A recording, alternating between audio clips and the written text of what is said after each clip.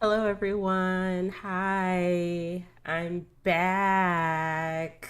How are we doing today? It is Sunday. It is the last day in November. How was everybody's Thanksgiving, though? Did we have a good Thanksgiving? Did we eat some really good food? I hope so. I hope the mac and cheese, at the very least, I hope the mac and cheese at Thanksgiving this year for you was tea. Like, I really do. I hope it was A1, tea, amazing, all the cool new jargon that Gen Z is saying. 6, 7, I hope it was great. I hope the mac and cheese was 6, 7. So, I hope y'all are ready for Christmas. That's the next holiday coming up. I really hate the winter seasons because it feels like, or the end of year seasons, because it feels like the holidays stack up. Like you got Halloween, Thanksgiving, Christmas. Holiday season is way too crazy. It's like you have to prepare for too many events at the end of the year. I mentioned that Halloween is probably one of my favorite holidays now, and I'm not too much of a fan of Christmas anymore just because of like the expectation of having to outdo yourself, buy all these gifts. Of course, if you're like a kid, you're like depending on like your family's economic situation, you're obviously going to be hyped for Christmas because that's the time when you can get all your presents. But like the older I got, and the more I took on the duties, or I was forced into duties of like making sure that food was cooked, taking care of the house, cleaning up after people, helping out with food all the time, and washing dishes. Like it just did not, it just wasn't fun for me anymore.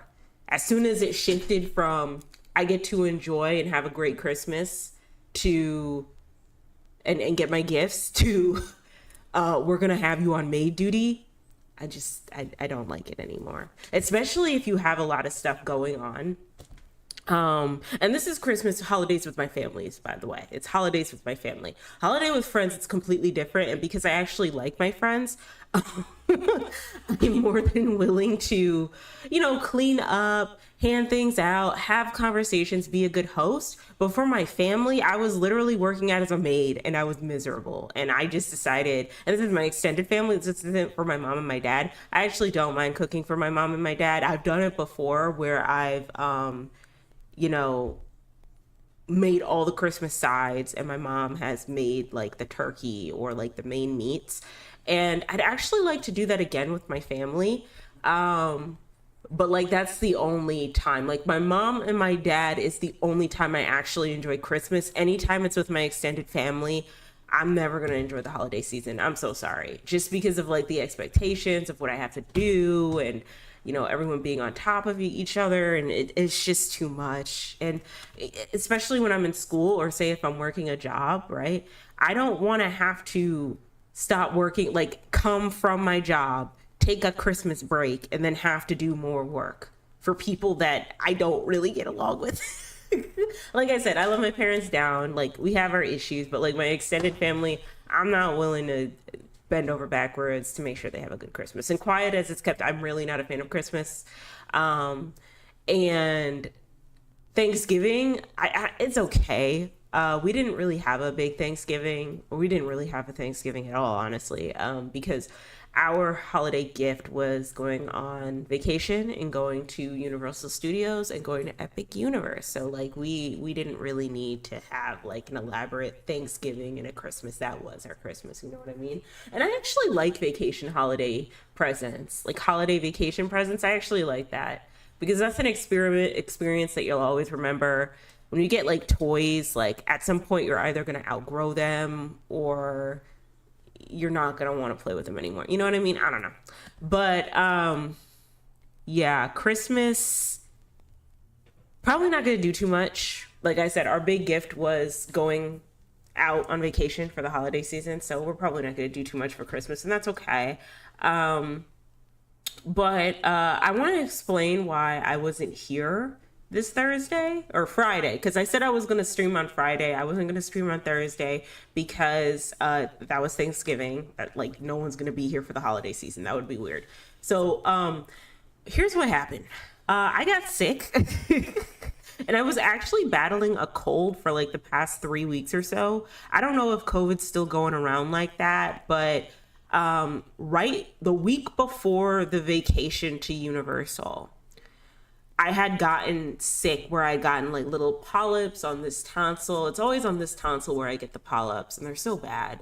And I thought, okay, maybe this is my allergies acting up. Okay. Like what's going on? And so I had to take some NyQuil, and just some Tylenol, and then it subsided. So like it was okay after like a couple days. And then I went on the trip and I had a great time. Then I come back and I'm like, okay, let me like, as soon as anytime I am going outside, I always like to take a shower. Like the first thing I like to do is just take a shower, whether I am, walking around the neighborhood or I am going to coming from the airport. Like I just want to make sure that I'm clean. Like I'm cleaning my body. And sometimes when I'm around a lot of people, what I do now is I clean my body twice. Like I'll just like be in the shower, wash my whole entire body with a rag, then go back in with the rag and clean it again just to be sure. So I did all of that. And then on Wednesday, because we knew we weren't going to have a big Thanksgiving, we went out to eat, just to have like a little bit more of an intimate time with each other. So we did that on Wednesday. And then I think the first mistake I had made was that I did not come home almost immediately after sitting in that restaurant and just take a shower. I was like, you know what? I'm going to go for a walk. I'm going to walk off what I ate at this restaurant. And so I did that. And I got my 10K steps in, which I'm really happy about. But I ended up getting sick that night, and I thought it was just like allergies. So I was like, okay, this is just my allergies acting up. We've already been through this. I'm going to take some Benadryl. Turns out it wasn't the allergies. I was getting the full-blown sore throat, runny nose, had no idea what was going on. And so at the very end, I took like 2 doses of Benadryl. And then after that, I took some NyQuil. And then I woke up the next morning and I was out for the count. I was just like, I was messed up. I was so sick. And this is on Thanksgiving. So I was like, oh, okay, well, there I go. Like, if we were really planning on having a Thanksgiving, we're really not going to have it now. And so I was sick, but I was still functioning. So I was able to move around in the kitchen and just prep my meals for the next couple of days. But I didn't have anything to eat that day. That's how sick I was because of I just couldn't taste anything. So maybe I had COVID, maybe I didn't, but I definitely did have a sore throat. And I definitely did have like a stuffy nose. And so Wednesday night and a Thursday was awful. And then it cleared up on Friday. I didn't even go walking on Thursday. That's how bad it was. But then it cleared up on Friday. And so that's when I started walking again. And then Saturday, it was much better, but I had like a headache on this side and congestion on this nostril. So I was trying to figure out what was going on with that. So I took some Tylenol PM to help with the headache and the congestion. And then today, Sunday, is when I'm just recovering from the cold. So I still kind of sound a little sick, but it's not as bad as it was on Thursday. So I knew for a fact that even if I wanted to, coming on live on Friday wouldn't have been a good idea because I was recovering from this cold and I was still really like kind of groggy and congested and all that. I could still go outside and walk and move around and stuff, but it was just like I needed to spend time resting. And that's what I did. I rested.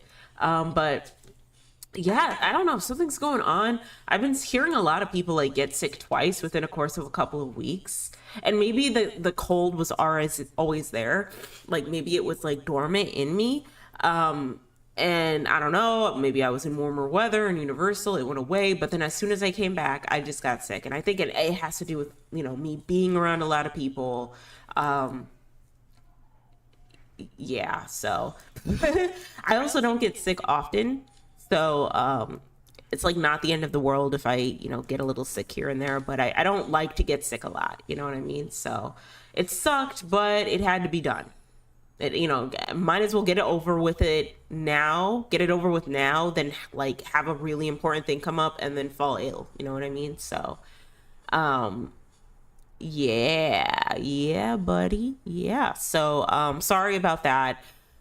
I gotta do better on notifying my audience when I'm not gonna be on live when I say I'm gonna be on live. Because that's not fair to you guys. So next time, if I do fall ill or if there's an emergency, I'm just gonna put in the community post tabs, "Hey guys, I'm not feeling well." um, so we're gonna reschedule. So yeah, that's what I'm gonna do. But anyway, let's talk about like some trending topics, right? And then we can get into Reddit story Sundays and me reading. Am I overreacting stories? Am I the asshole stories? I want to stay here up to maybe 3 hours, and then next week we can go back to streaming like four-ish hours or so. And I might have to stream a little bit early next week. It just depends on the schedule and how things are looking. I will post something to let y'all know. I will communicate to you guys to let y'all know if I have to stream early, and when you could catch me, okay? But I might have to stream early next week. So yes. All right. So first update, I want to talk about my nails. Okay, I really want to talk about them because I'm so proud of myself. I have never been a press-on nail glue girly, okay? Like a press-on nail glue, kiss nail glue type of girl. I have never been that girl because every time I prep my nails the way I'm supposed to, and put the press-ons on, they always fall off. And then I don't know, for me, it's very embarrassing for a nail to like pop off and then me have to be pull myself aside to glue it back on again. And then whenever I glue it back on, some of it actually gets on the nail, and it's just like a whole thing that I don't like. However, I've been using this nail glue, and I've used this nail glue before, so it works well. Pull it up, Beauty Secrets. It's a very popular, it was like a trending nail glue on TikTok. This nail glue here, the Beauty Secret, okay, maybe I should make myself a little smaller, or move over here real quick. Yeah, I'm gonna move myself over here. Okay, so this nail glue right here is the truth. I'm gonna make myself a little smaller. Maybe I should get a green screen. You think I should get a green screen? Probably. I should probably get a green screen. Okay, but yeah, this nail glue is the truth. I don't know what they be putting in this nail glue. Apparently it's 100% vegan. That's good. And it's free of all the sulfates, gluten, parabens, alcohol, phthalates, soy, petroleum, silicone. Good for all of us, right? I don't know what they put in this thing, but this nail glue is it. And I am fully convinced, I am fully convinced that having your press-ons last for more than a week, leaning into like 3 to 4 weeks onward to like a month or so, doesn't necessarily have to do with technique as much as it also has to do with the type of tools that you're using. And I'd say that this Drip and Clog nail proof glue is one of the best nail glues that I've used. I'm not sponsored. I don't have a promo code. I don't have a storefront, so I'm not trying to sell you on anything. I'm just saying that in my experience, this nail glue has been the truth every time I prep my nails properly. There was a time when I did not prep my nail properly, and I think I put a primer on my nails and then put that nail glue on, and you're not supposed to do that. Not with nail glue. Press on nail glue, no. With builder gel glue, yes, you can do that. You can put the base coat or the primer coat on, but for press on nail glue, no. At most, you can put on acetone, a dehydrator, and then just leave it at that. But you're not supposed to put on a primer. And then also, with your nail glue, like after your nails are done, you don't want to do too much with your hands for a couple hours. So that means maybe not take a shower, maybe not, cook. Like I like to do my nails at night because I know I'm going to be going to bed. And so at most, maybe I'll have to wash my hands a couple of times, but not to the point where it's compromising the integrity of the nail, the press on nail, you know? And so technique does matter, but I also think that the type of tools you use does matter too. And I think that this glue is one of the best nail glues out to date. The only problem is that because it's a really good glue, it's very, very hard to take them off. Like, it's incredibly difficult to take those bad boys off. And so I've seen different techniques on TikTok where people soak their hands in dishwashing soap and water for a minute, and then they put on the nail glue remover. Some people just do like a pure soak off with acetone. But yeah, I don't want to soak off my nails completely. I kind of want to keep them because I don't know, I just like keeping things. So yeah, I don't know what it's gonna take for me to get these nails off, but I really like them. I like them. I like that they're staying on. This is a cheap way for me to feel like a baddie, okay? And this is like a new length for me. Normally I don't wear my nails this long. This is like a like grown woman length for me. Like, I'm a woman now, guys. I'm not a girl. I'm not like a child, okay? I'm not an immature adult. I am an adult with these nails. You can't tell me anything. But yeah, they've been lasting a while and I like them. I like the little decals I put on them, but I don't think they match the French manicure too much. Maybe next time I'll put like a pearl. Like, if I'm going to use this color, I'd like to get more nail decals where I can put pearls on them. But really, I want to wear like stiletto nails with black nail polish. That's what I want to wear. So I got like these black French tips. I already have some black nail polish. I'm going to start wearing stiletto nails. I've always been a coffin shaped nail girly because I think they're just so like, you know, I don't know, just like elegant to me. But screw it. I wanna be edgy. So I'm gonna wear stiletto nails. And I got some black stiletto nail French tips. Also the press on matters too. I got the dupe of the BT Art Box nail tips. So, okay, let's see here. Because that's a lot. That's a word salad.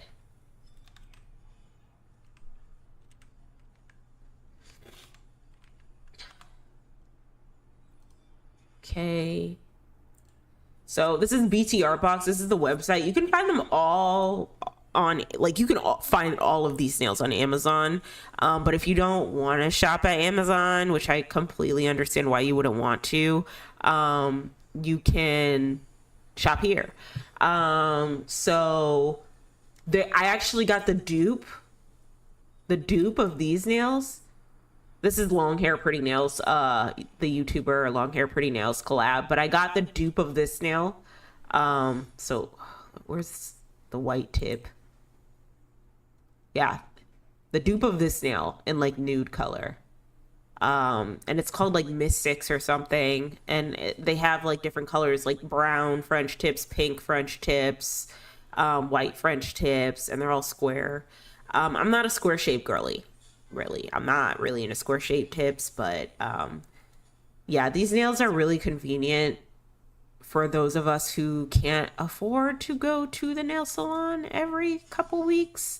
But also, if we can be real for a second, so yeah, these nails here, and normally I would get these nails in nude. I used to rock sets like this all the time, like the nice shimmery light pink, light nude. They're so beautiful to me. But hold on, where are the nude color tips? They don't have nude color tips anymore? That's weird. Anyway, yeah, so I got the dupe of those and they're pretty strong. These tips are very strong. I hear that there are different hacks that you can use to make your nail tips last longer by dipping them into acrylic powder. And then putting like nail glue on them. So there are different ways to make your press-ons last, but I don't know. These are gels, so they just last for a very long time. So yeah, Only problem with these nails, because it's hard to like, I never wanted to get nails this length because it's hard to like do stuff, and I'm getting used to doing things with my nails. I'm using like my knuckles and the thumbs of my nail, the pads of my fingers, and I got to clean up around my house, so I'm probably gonna like put my nails to good use, you know. But the problem is that I can't type on my keyboard anymore the way I used to. And I got the little dots. I got the little dots so that it elevates the keys. However, it's still not working the way I need it to. Like, I can't play Marvel Rivals with the little bubbles. Like, it's just not working. So I think what I'm gonna have to do is get a flat keyboard, like a flat keyboard, kind of like a MacBook keyboard, and work with that. Because I can type pretty well on like a MacBook keyboard with these types of nails. So yeah, and this is just great for me because I'm trying to find little ways to take care of myself without having to rely on beauty service providers, because I'm sorry, some of these beauty service providers be doing way too much. They be doing way too much, and they be wanting way too much money while giving you way too little. Have you noticed that? And I just can't. I can't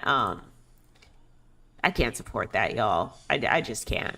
Like, you can't, like, I remember when I wanted like the baby boomer ombre design. Hold on, let me type it in.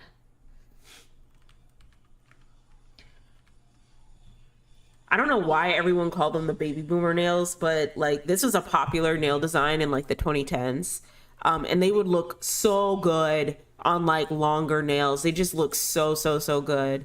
See that? So pretty, where it's like nude at the bottom and then white at the top. I remember going to like two nail salons from around where I live, and none of them knew how to do the ombre design.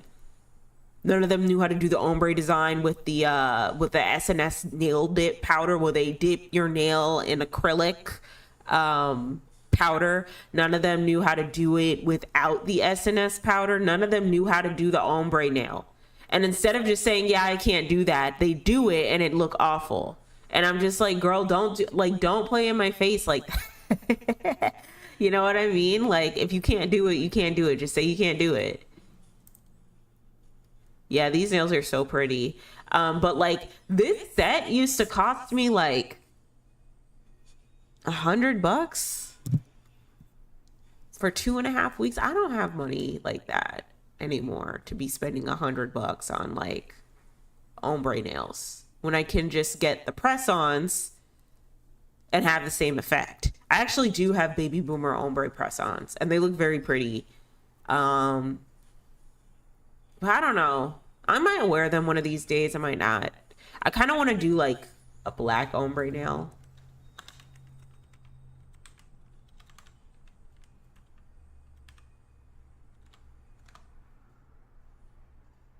Like either black or red.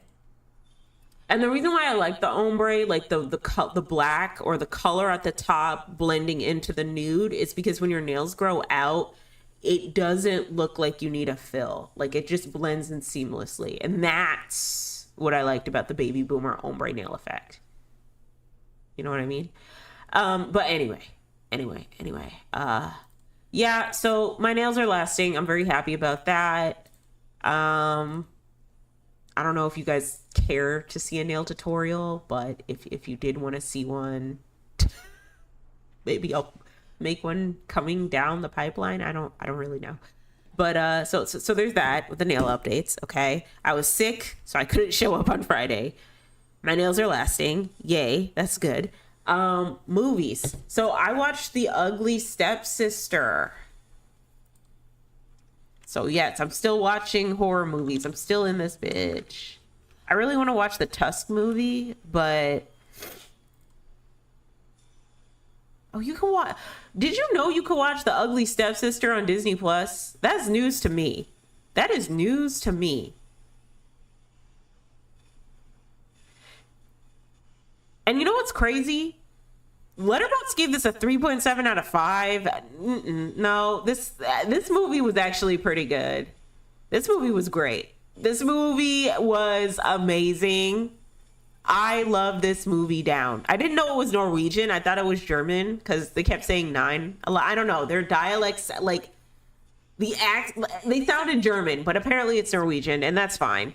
But this was a great, great movie. I loved The Ugly Stepsister. It has all my favorite tidbits of like horror. Let me see if I can make this big. Okay, good. It has all my favorite tidbits of horror. It has the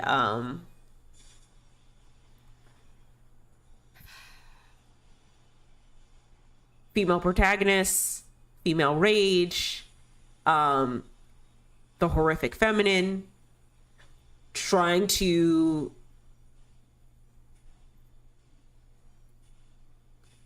conform to a beauty standard that you don't have and going to extreme lengths to get there, similar to The Substance. I don't know. If you like The Substance, then I'm pretty sure you'd probably like The Ugly Stepsister. It's basically about the fairy tale Cinderella, but it's told from the point of view of the stepsister, and there's like a very horrific twist to it.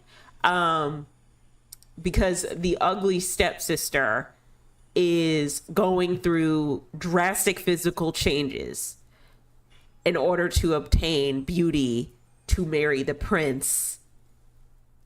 And when it's all said and done, Agnes, Cinderella, this is Cinderella, by the way, Agnes, I mean, like, we know how it ends. Agnes gets to stay with the prince, and the prince wants her and all of that. I will say that Cinderella's costume in the movie was not it. Her costume looks so ugly. Like, I don't know. Because, okay, so I'm watching Disney's, I'm thinking about Disney Cinderella, and I shouldn't do that. I shouldn't put, a very popular version of Cinderella that's been pushed by Disney onto,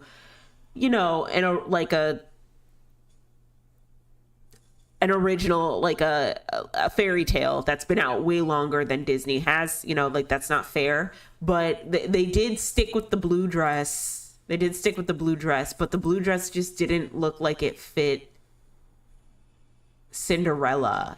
You know what I mean? Like, that's the dress she's wearing. Oh God, I'm in the way. Let me move over here. Like, that's a dress she's wearing. Maybe I can make it a little bit bigger. Hold on. Go to Tumblr. That's a dress Cinderella's wearing, and I'm just like, this looks awful. This looks like ass. Meanwhile, the stepsister is high-key killing it. But you kind of feel bad for the stepsister in the movie. Well, hold on. Do they have the picture of the stepsister's dress? This is some good acting. This actress really went in, but her dress looked a lot better than Cinderella's. And I don't know. I just remember every Cinderella adaptation where it favors Cinderella, the dresses always look tea on Cinderella. Is what I'm trying to say. Like the Cinderella movie with Brandy, the Cinderella live action adaptation, any Cinderella movie out, like Cinderella's dress looks amazing. But in this one, Cinderella's dress looked awful. It looked like she didn't try hard at all. I will say that the actress for Cinderella was very beautiful. Very beautiful woman. But they also kind of low-key portrayed Cinderella as a bitch. I'm not gonna lie. Like, she was not a nice person in the movie at all. But nobody, the stepsister wasn't nice either, but you kind of felt for the stepsister, seeing how much she put herself through in order to be picked by this Pixar nose head ass looking prince. Like, I'm just kidding. His nose is cute, but I don't know. Just very interesting for the time, and also very interesting how they covered topics of like relationship, love, and marriage, because back then, or at least in this setting, getting married really was a business proposition. Like, you got married so that you can circulate wealth. And the reason why the stepsister marries Agnes, aka Cinderella's father, is so that she can create, like, because he's wealthy, right?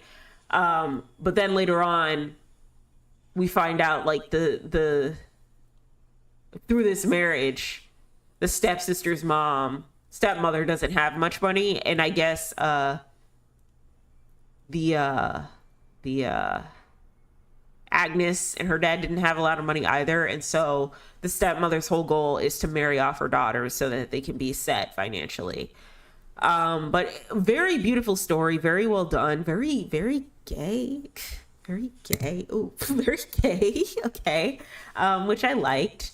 But yeah, definitely recommend watching The Ugly Stepsister. I also watched The Witch again because that's my comfort movie, and I watched a couple video essays on that, which was pretty interesting. And then I watched the first episode of Stranger Things.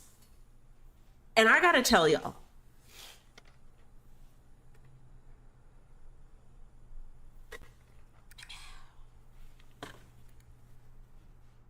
I'm so over Stranger Things. They took way too long, and those kids aren't even kids anymore. They're like adults. The Stranger Kids cast are like in their 20s, and they're trying to cosplay children.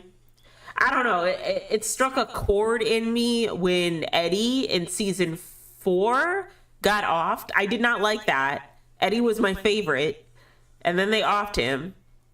And then towards the end of season 4, I was like, okay, this is getting drawn out for way too long. Like, I'm just not into this anymore. Like, Eddie kind of saved the series, then they got rid of him, and now we're in season 5 where the Upside Down is coming to Hawkins, Indiana, and I'm just so over it. And you know what? Paper Girls, the comic,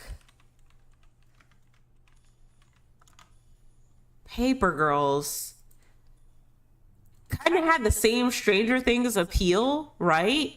And because it's like girls on bikes, but it was totally different because it wasn't about like this upside down and alternate universe as much as it was just like about different timelines and meeting different versions of themselves. I watched the first season of Paper Girls, but it got canceled. Ali Wong was in it, and it was pretty good. I'm not gonna lie. Like, I liked it. I watched the first couple episodes, but like the comic is just like really, really good. Like, I really like the comic of Paper Girls. It's just that, and I think it's better, low key. I think that if they stuck with Paper Girls, it would have probably been better than Stranger Things, just because of some of the themes that they were talking about.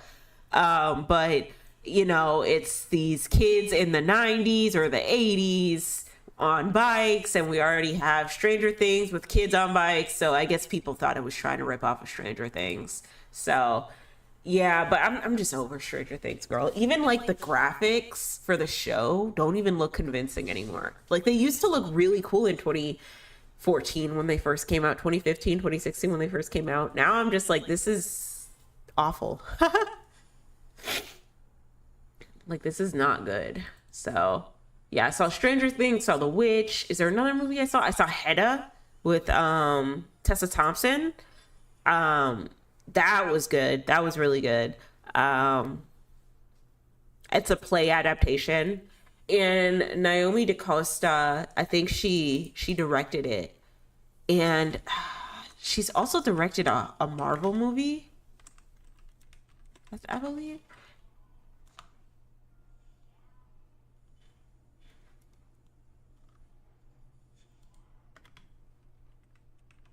I'm trying to look up her name to make sure I got it right.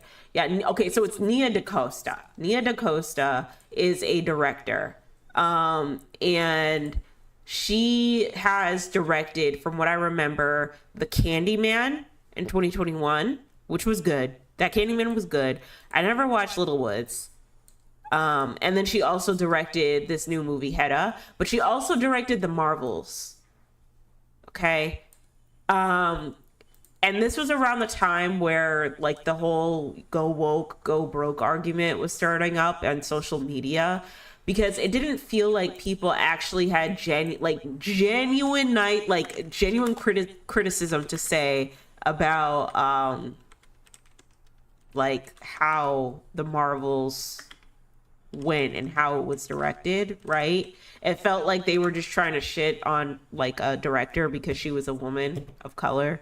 Um, but I will say that she did not do a good job with the Marvels. Like it wasn't good at all. But honestly, I'm not really a fan of Miss Marvel.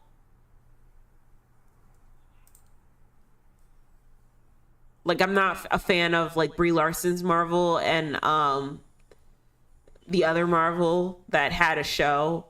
I don't really like her acting, really, respectfully. Um, but yeah, I wasn't really a fan of the Marvels. The Marvels wasn't that good, and I know it was Disney's attempt at trying to offer more diversity by like hiring people who are women, are of color, are marginalized, and all that. Like for the Miss Marvel show, they hired like a Muslim writer, brown skinned girly, to write for Miss Marvel, but I never really liked that show either. And so my whole thing is like you can still find meritocracy within diversity. Like you don't have to throw out the baby with the bathwater. And a lot of the go woke, go broke people were saying, well, we got to move back to a meritocracy because all of this, like, woke nonsense, hiring female directors, hiring writers of color, hiring, people who aren't qualified for the job isn't working. And it's like, it's not that they might not be qualified for the job. It's not that they are, it's not, let me go back for a minute. Let me think about what I'm going to say. You can still find strong meritocracy within diversity. You can still find people of color who know how to write superhero movies, who know how to direct superhero movies, who know how to, write for, action-packed fight scenes and all of that. Like you can still have that.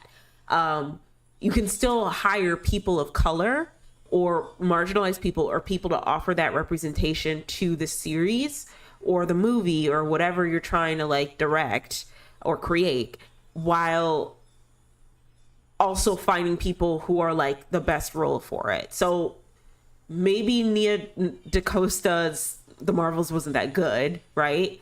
But also, why not find another, Black director who's well known for writing superhero movies or has taken a stab at it before and have them direct it? You know what I mean? Like you could still find meritocracy and diversity is what I'm trying to say. And I just don't like the idea that when not this phase, but the last phase of Marvel, a lot of the arguments from like the crazy go woke, go broke people was conservative people was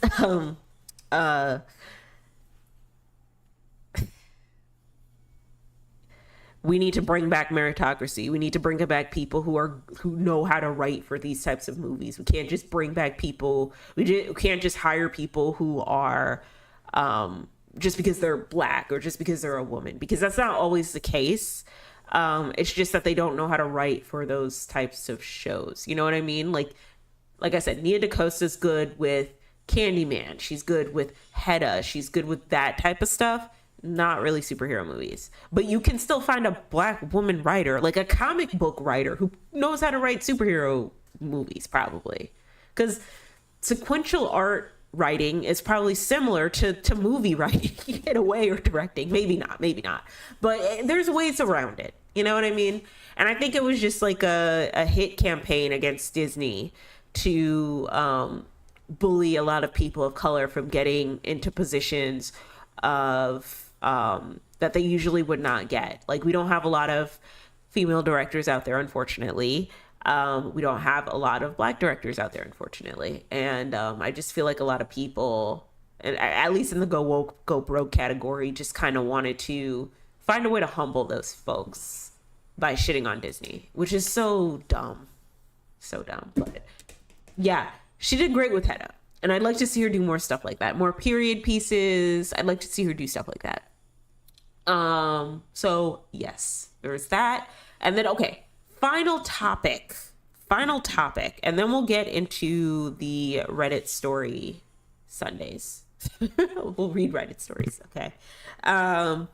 So there's been a lot of discourse on TikTok, and I'll probably talk about this on my Hey Exes, What's on Your Mind series. We've been lagging a little bit because we've been on vacation, we've been packing, we got sick. I can't really type on this keyboard, so bear with me. I'll have some episodes out hopefully by next week. But for TikTok discourse, some shit has been going on. Let me see here. Let me pull up some stuff here on the TikToks, the tickety talks. But I'm going to talk about like low racial self-esteem. From what I understand, low racial self-esteem means that you don't value who you are as a person of color, right? Like you don't like who you are as a person of color. And so you almost microaggressive yourself. Like you create a bunch of aggressions to yourself in order to like, what the fuck? What is this?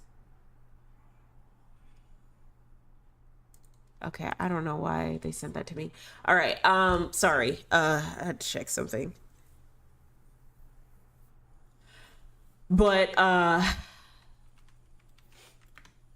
from what I understand, low racial self-esteem is like you being microaggressive to yourself or other people of color that share your ethnicity in a way to demean other folks, right? Like that's basically, in my opinion, that's basically what low racial self-esteem means. So good indicators if you have low racial self-esteem.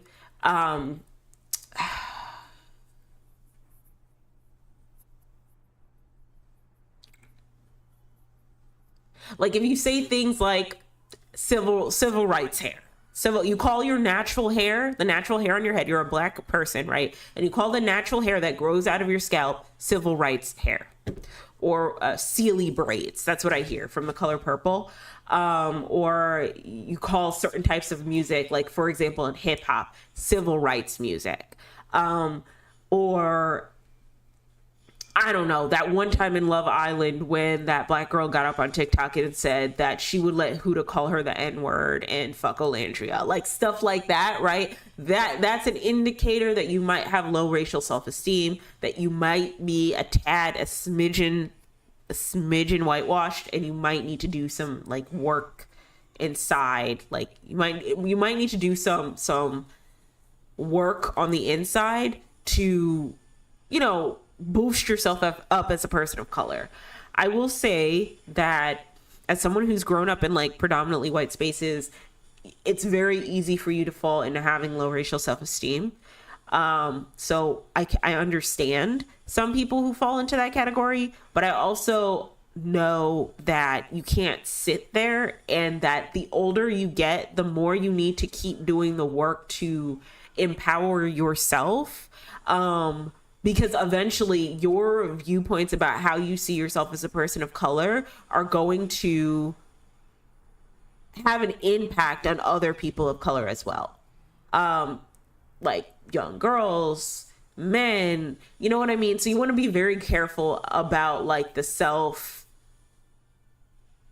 hatred that you have on yourself and not working on it, because then when you start to project it to the world and people like listen, it gets, people, it can get pretty toxic pretty quickly. And so, with low racial self-esteem, we've had conversations about civil rights hair, and how I guess now the girls on TikTok, the black girlies on TikTok, are saying that if you wear your hair out naturally, it is quote unquote civil rights hair. I don't know why. Like, why are we saying these insults? First of all, like, like, what's wrong with the civil rights? First of all, but second of all, why are you trying to villainize the hair that grows on your head? You know, I do know that as black women, there are a lot of microaggressions that come to our hair. And I know that there are a lot of ways that we, like, a lot of things that we do in order to take care of our hair. And hair is a really big deal for us. Like, for example, I'm wearing the Shake and Go wig right now, you know, so it's pretty rich coming from me, but I've been very, very vocal about me growing out my natural hair, wearing it in, you know, a low manipulation protective style. And so if I want to style my hair, I do throw on a wig. I don't see anything wrong with it, right? But I'm not going to be quick to call my natural hair on my head civil rights hair. Like, I think there was something wrong with, hopefully, black folks calling your own, like, villainizing your hair in a way, or trying to crack jokes at your hair in that way in order to, I don't know, have a viral moment on TikTok, in order for it to be TikTok discourse.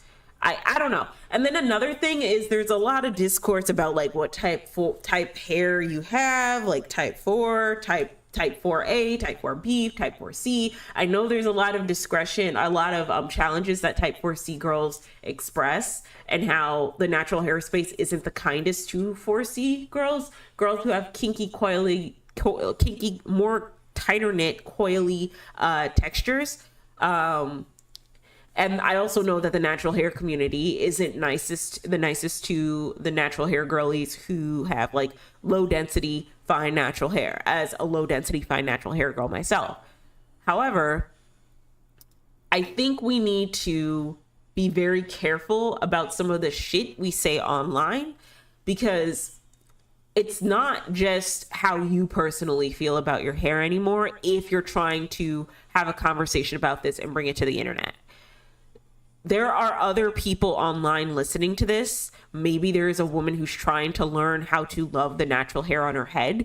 Maybe it's a 14-year-old girl who's just scrolling on TikTok, and now she's hearing this discourse about, well, if you wear your natural hair out, it's civil rights hair. Like you gotta be so careful about the shit you talk about. If you're trying to have an honest to God, heart to heart conversation about the nuances of hair, the expectations, how it's very, very difficult putting your hair in a wash and go, or putting your hair in mini twists, or how you don't want to wear your hair in twists or braid outs or any of that because of how it looks. Like, if you want to genuinely have a conversation about that, you can.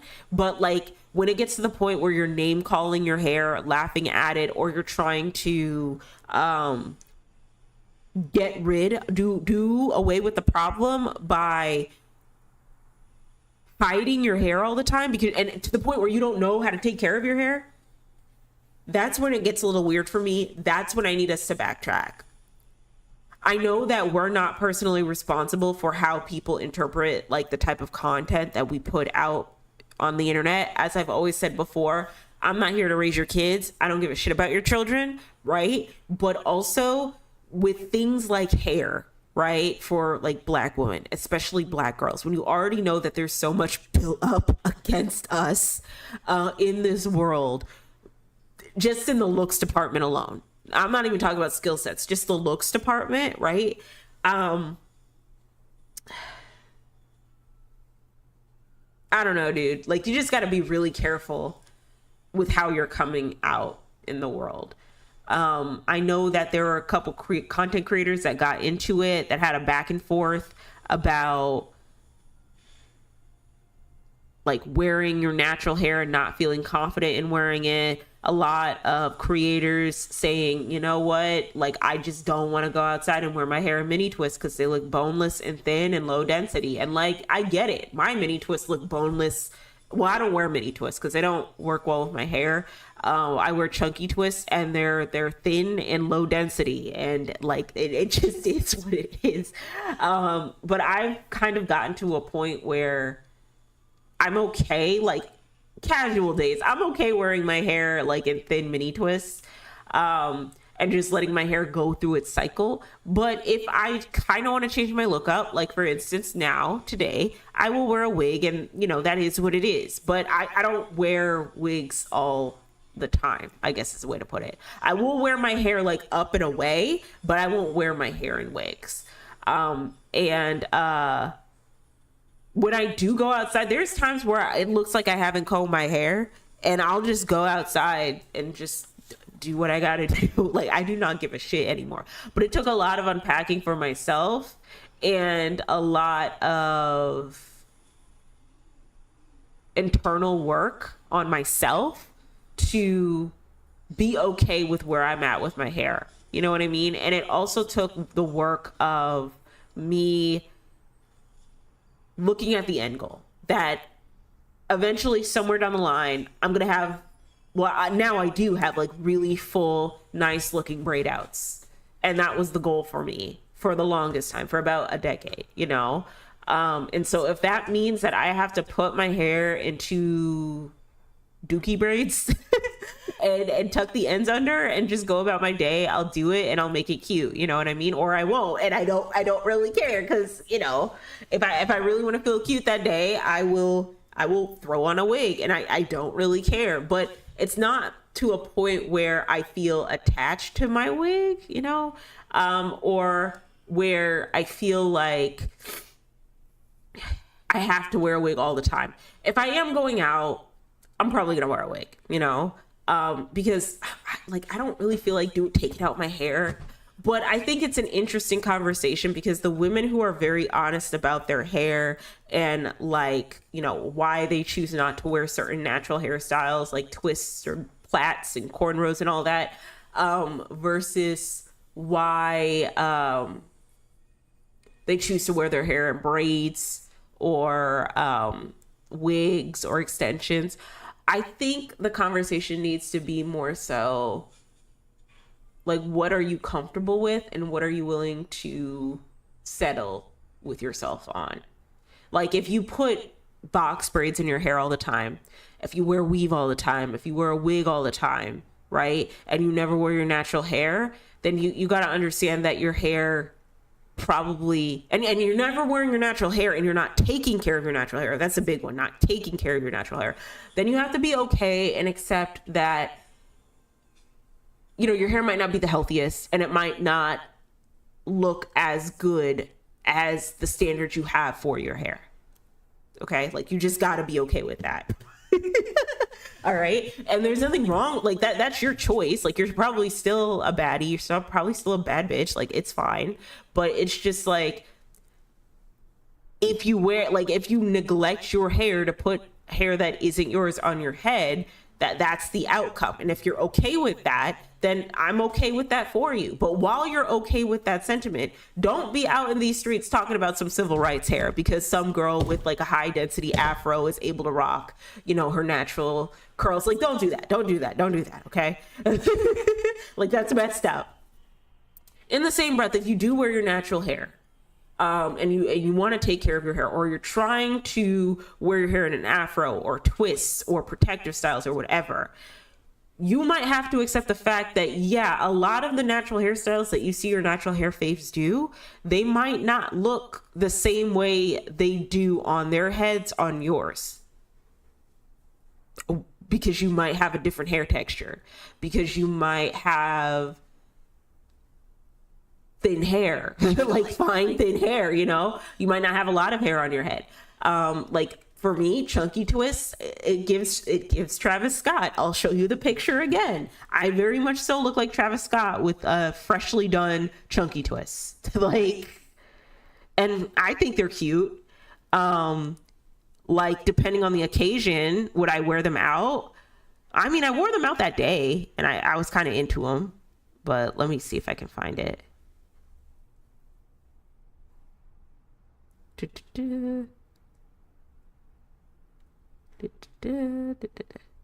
Okay, look.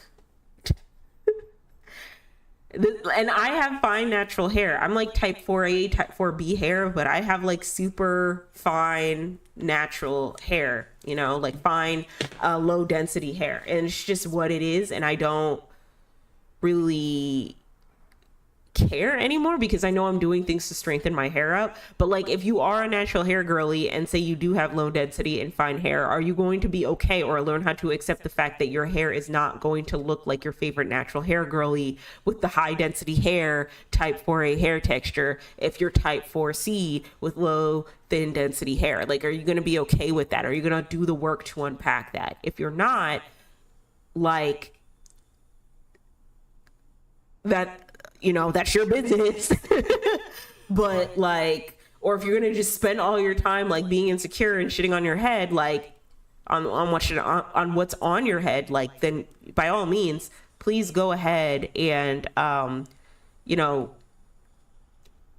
learn how to do the work to learn how to accept your hair as is, or, you know, style your hair how you want. But like, I don't know, I don't know. In my opinion, I feel like any way a black woman wears their hair, there's pros, there's cons, there's risks, there's benefits. And I think we need to be more open to those. I also don't think that we need to talk down on our hair and call it civil rights hair, like empowerment hair. Like, that's just really weird. Like, that's weirdo behavior.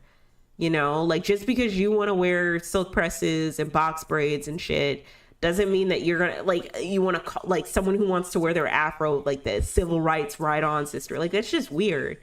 And honestly, at the end of the day, this is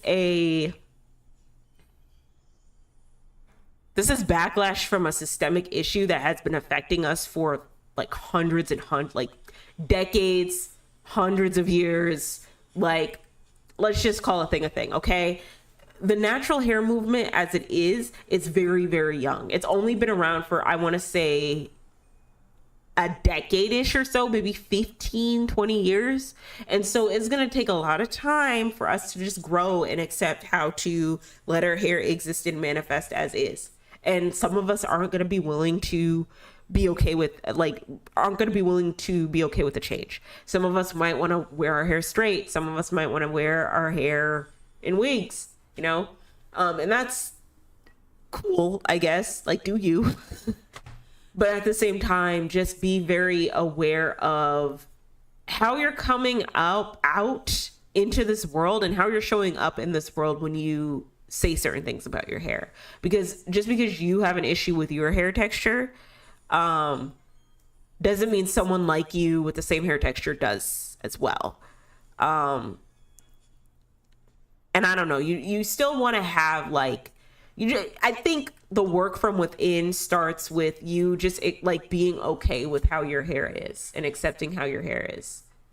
You know what I mean? But with that in mind, I understand that, you know, we're human and we want to do things, and especially Black women, we want to style our hair how we want to. So, like I said, I've always been like, if you want to wear extensions and weaves and wigs and, you know, get a relaxer. I'm a little iffy on relaxers, I'm not gonna lie, because there has been evidence out to say that relaxers lead to certain cancers. But, like, you know, as long as you're like, if you're okay with the choice you made with your hair, then do what you want. Okay, just as long as you are aware of what you're doing to your head. If you want to wear your hair in a silk press and you can maintain it, wear your hair in a silk press. If you want to wear your hair naturally and you're okay with how your hair manifests naturally, wear your hair naturally. If you want to wear your hair in box braids and you're okay with how you're wearing your hair in box braids and hopefully taking care of it, like, wear your hair as is. Because I really, like, I don't know, I'm not trying to be a natural hair warrior. I really am not. I'm just like, do you and do your best.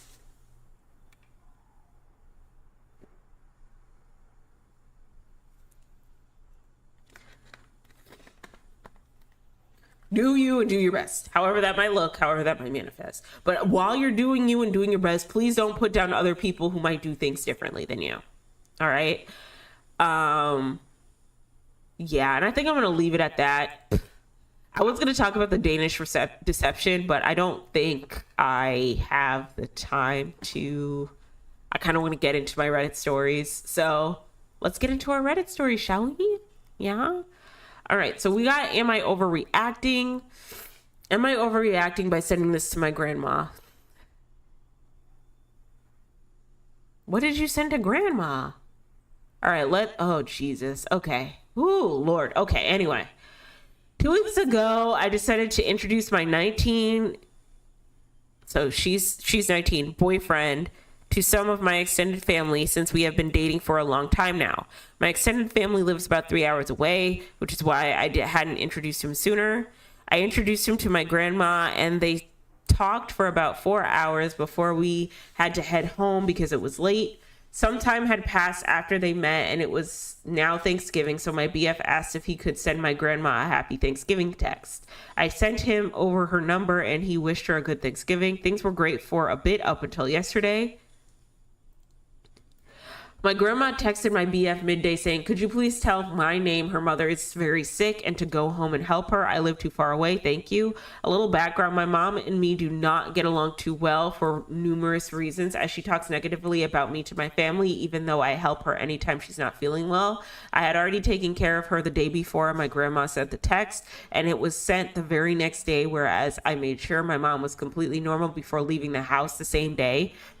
It is only me and my mom that live home, but my brother lives minutes away from my house and we're surrounded by immediate family. Why can't the brother help? I have also noticed a history where my mom will tell people over the phone that she's super sick only to turn around and be completely fine the whole day and have the energy to yell at people.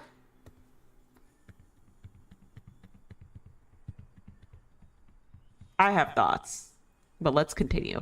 I decided to send a text to my grandma asking that she text me instead of my boyfriend first, since she has my number and hadn't even attempted to reach me or anybody else in the family yet, including my brothers that live minutes away. It's made my boyfriend uncomfortable since he has just been introduced to that side of the family and felt as though it is not appropriate to involve him like that and be involved like that, especially since she contacted him expecting him to get in touch with me rather than just texting me herself. I believe she may have been attempting to make me look bad, like I don't take care of my mom. Mm-hmm. Yeah, I don't know. I told my mom about this exchange since she is not in fact ill, and she got mad at me for texting my grandma at all. She claimed that I am disgusting and that I should have left it alone or told my BF to block my grandma, which seems a bit extreme. Even though she is my grandma, I feel like the confrontation was necessary before my BF gets looped into the same drama that has ruined my family. I understand she lives far away, so it might be easy to get confused, but I still feel like a text to me would have been nice. Am I overreacting by not leaving it alone and sending this text to my grandma? I told you to leave it alone. You don't think, do you? You text an 89-year-old at 7:30 at night because she texted your boyfriend who you gave the number to. You might get away with your shit with me, but I'll tell you right now, you're effed up. Hi, Grandma. I know you mean well, and I love you, but you have my phone number, and I'd appreciate if you texted me about your family matters instead of involving if nobody has attempted to reach me yet, especially since I introduced him to the family. I know it sounds like Mom is sicker than she is, but I helped her out yesterday, and today she was up and about completely normal. She doesn't need any help, and if she did, she would say something to me. Really enjoyed meeting you. However, he would prefer not to be involved. Hello, Grandma. This is boyfriend. I want to wish you a happy Thanksgiving. Thank you. Hope you had a great day. Thank you. Could you please tell her mother is very sick and to go home and help her? I live too far away. Thank you. Okay, so I got the context. First and foremost, I don't think they're overreacting, but I think the mom that they're taking care of is. Couple questions I have. Why aren't the brothers helping? What's going on with that? There's a short story I read out of The Secret Life of Church Ladies where it was one of the OJ singers, but it was like when Eddie Laverne comes, I think. Eddie Laverne. Yeah, when Eddie Laverne comes. Okay, it's in this book. The Secret Lives of Church Ladies. It's a short story. It's a book about a set of short stories about a bunch of religious women, like different paths of these religious women in the church and how they've navigated life, right? And it's very salacious. It's very spicy, very queer coded. But the story of where when Eddie Levert comes is about a woman who is taking care of her mom with Alzheimer's, I believe, who believes that Eddie Levert is going to come back and visit her. And she's believed this her whole entire life since she went to go see the OJs and became a groupie for the OJs. Eddie Levert specifically, and has been waiting on that sentiment after the fact. Her mother has kids from three different men. And I remember that the woman who was taking care of her mother, she was the darkest one. And that's important because of some of like the colorist and, verbally abusive comments that she makes towards her daughter, who is the only daughter that's actually taking care of her. She has two sons, this daughter, who's narrating the whole story about her mom thinking that Eddie Levert's going to come because she has Alzheimer's, right? And then two sons who are of lighter skin that she loves and she honors, and she's obsessed and infatuated with them, right? But they don't take care of the mom. They don't take care of her. They take care, the daughter, the brown-skinned daughter takes care of the mom, okay? And it was very sad, and it hit a little too close for home. It hit a little too close to home for me, just because of like how elders in your family can treat you. You know what I mean? But or like, the parents, the women in your family can treat you, right? But what was especially interesting is that it feels like parents that actually have the children who are willing to take time out of their day, who have the luxury, because it is a luxury. I'm gonna just be real here. Not everybody's, especially now, as many people go no contact with their parents now, not everybody's kid is gonna want to take care of them in old age. Not everybody's kid is gonna have the bandwidth to want to take care of their older parent in their old age. And if their older parent comes at them sideways nowadays, they are more than willing to put them into a home. And it's awful. Like, you should not put grandma in a home. You should not put your elderly mother or father in a home. But it's just a matter of, okay, if you're going to keep disrespecting me, like I'm helping you out, the least you can do is be kind enough to not talk to me any kind of way, because I don't have to do this every day. I don't have to come here and check on you every day. And I almost wonder if she's this way with the boys in her family, because this is a common thing between women, mothers, and their daughters. Well, they will pick at their daughters, bully their daughters, shit on their daughters all the time. Meanwhile, the daughters are over here taking care of them, helping them out. Brothers are nowhere to be found. So already, I don't think OP is overreacting. I think the mother is doing way too much. Because, like, I'm sorry, if you're talking to me like this and I'm taking care of you, I'm not taking care of you anymore. Like, you can let the brothers do it. And that sounds awful. And like, there are certain circumstances where people would still want to take care of their parents, but like, I'm not going to want to take care of your ass if you're going to talk to me this way. Like, you should, as an elderly parent, you should feel grateful that your child, who's wasting their youth, mind you, they are wasting their youth and their time and their energy and their life to try and keep you alive, and then you have the audacity to disrespect them. Like, I don't know, that's just a little savage to me. That's a little savage. And like, some kids will be like, oh, you want to play that game? Okay, so I'm not going to take care of you then. Now what?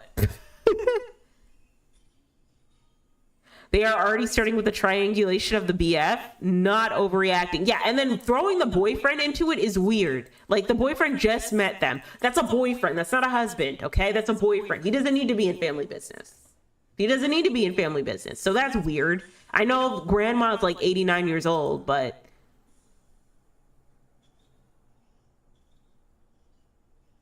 this is gross. Like, why would you respond to your daughter that's helping you out like that? Like, I don't know. That just rubbed me the wrong way. Agreed. Both grandma and mom have boundary issues and are sucking you in, each in their own way. If your boyfriend doesn't see that now, ask him to stop and not to respond or involve himself at all without consulting you. To his credit, he did that. Grandma sounds naive and mom sounds mean. Yeah, I think grandma doesn't know any better, but honestly, I think OP needs to let their mom go. And be like, all right, listen, I'm the only one taking care of you. So if you're gonna keep acting this way, you know, we can get a nurse, and we don't have to do this anymore. What this family has no boundaries, and they triangulation like it's normal. No one speaks directly to each other. They use each other to guilt each other. I've had family members who do this. Go low or no contact with these people. Get therapy and learn what healthy communication is before you continue the cycle. That's what I would say too. Like, let the brothers deal with it. Like, I don't understand why you would shit on the people that are willing to help you out. I only just learned this term lately after having a particularly rough fall with my family. It's explained a lot. Me too, unfortunately, because my partner isn't the healthiest communicator. It's hard to deal with. I kept reacting with hurt and upset because being compared and everyone thinks you're a problem, you are the problem hurts. No, like, how are you the problem though? How are you the problem if you are the one helping the most? Why aren't the brothers helping? This lady has lived 70 plus years full of bullshit and just in life in general. I think she can handle a text message. Yeah, that is true. Also, your grandma texting your boyfriend before you is weird. Yeah, it's weird, but I've seen old people's social intelligence going down even though they don't show any other signs of dementia. Could be explained with something like that. She's almost 90 after all, was answering to him. Thought of her grandkid and remembered that thing and thought it would be the easiest way to deliver the message. Not saying this is the case here, just bringing in some other perspective. Okay. Yeah, I don't think they're overreacting, but I do think they need to go no contact with their mom. I bet you the mom doesn't try that shit with the brothers. I bet you. Weirdo behavior. Am I overreacting that my boyfriend is going to a co-ed joint bachelorette party, but no one can bring their significant others?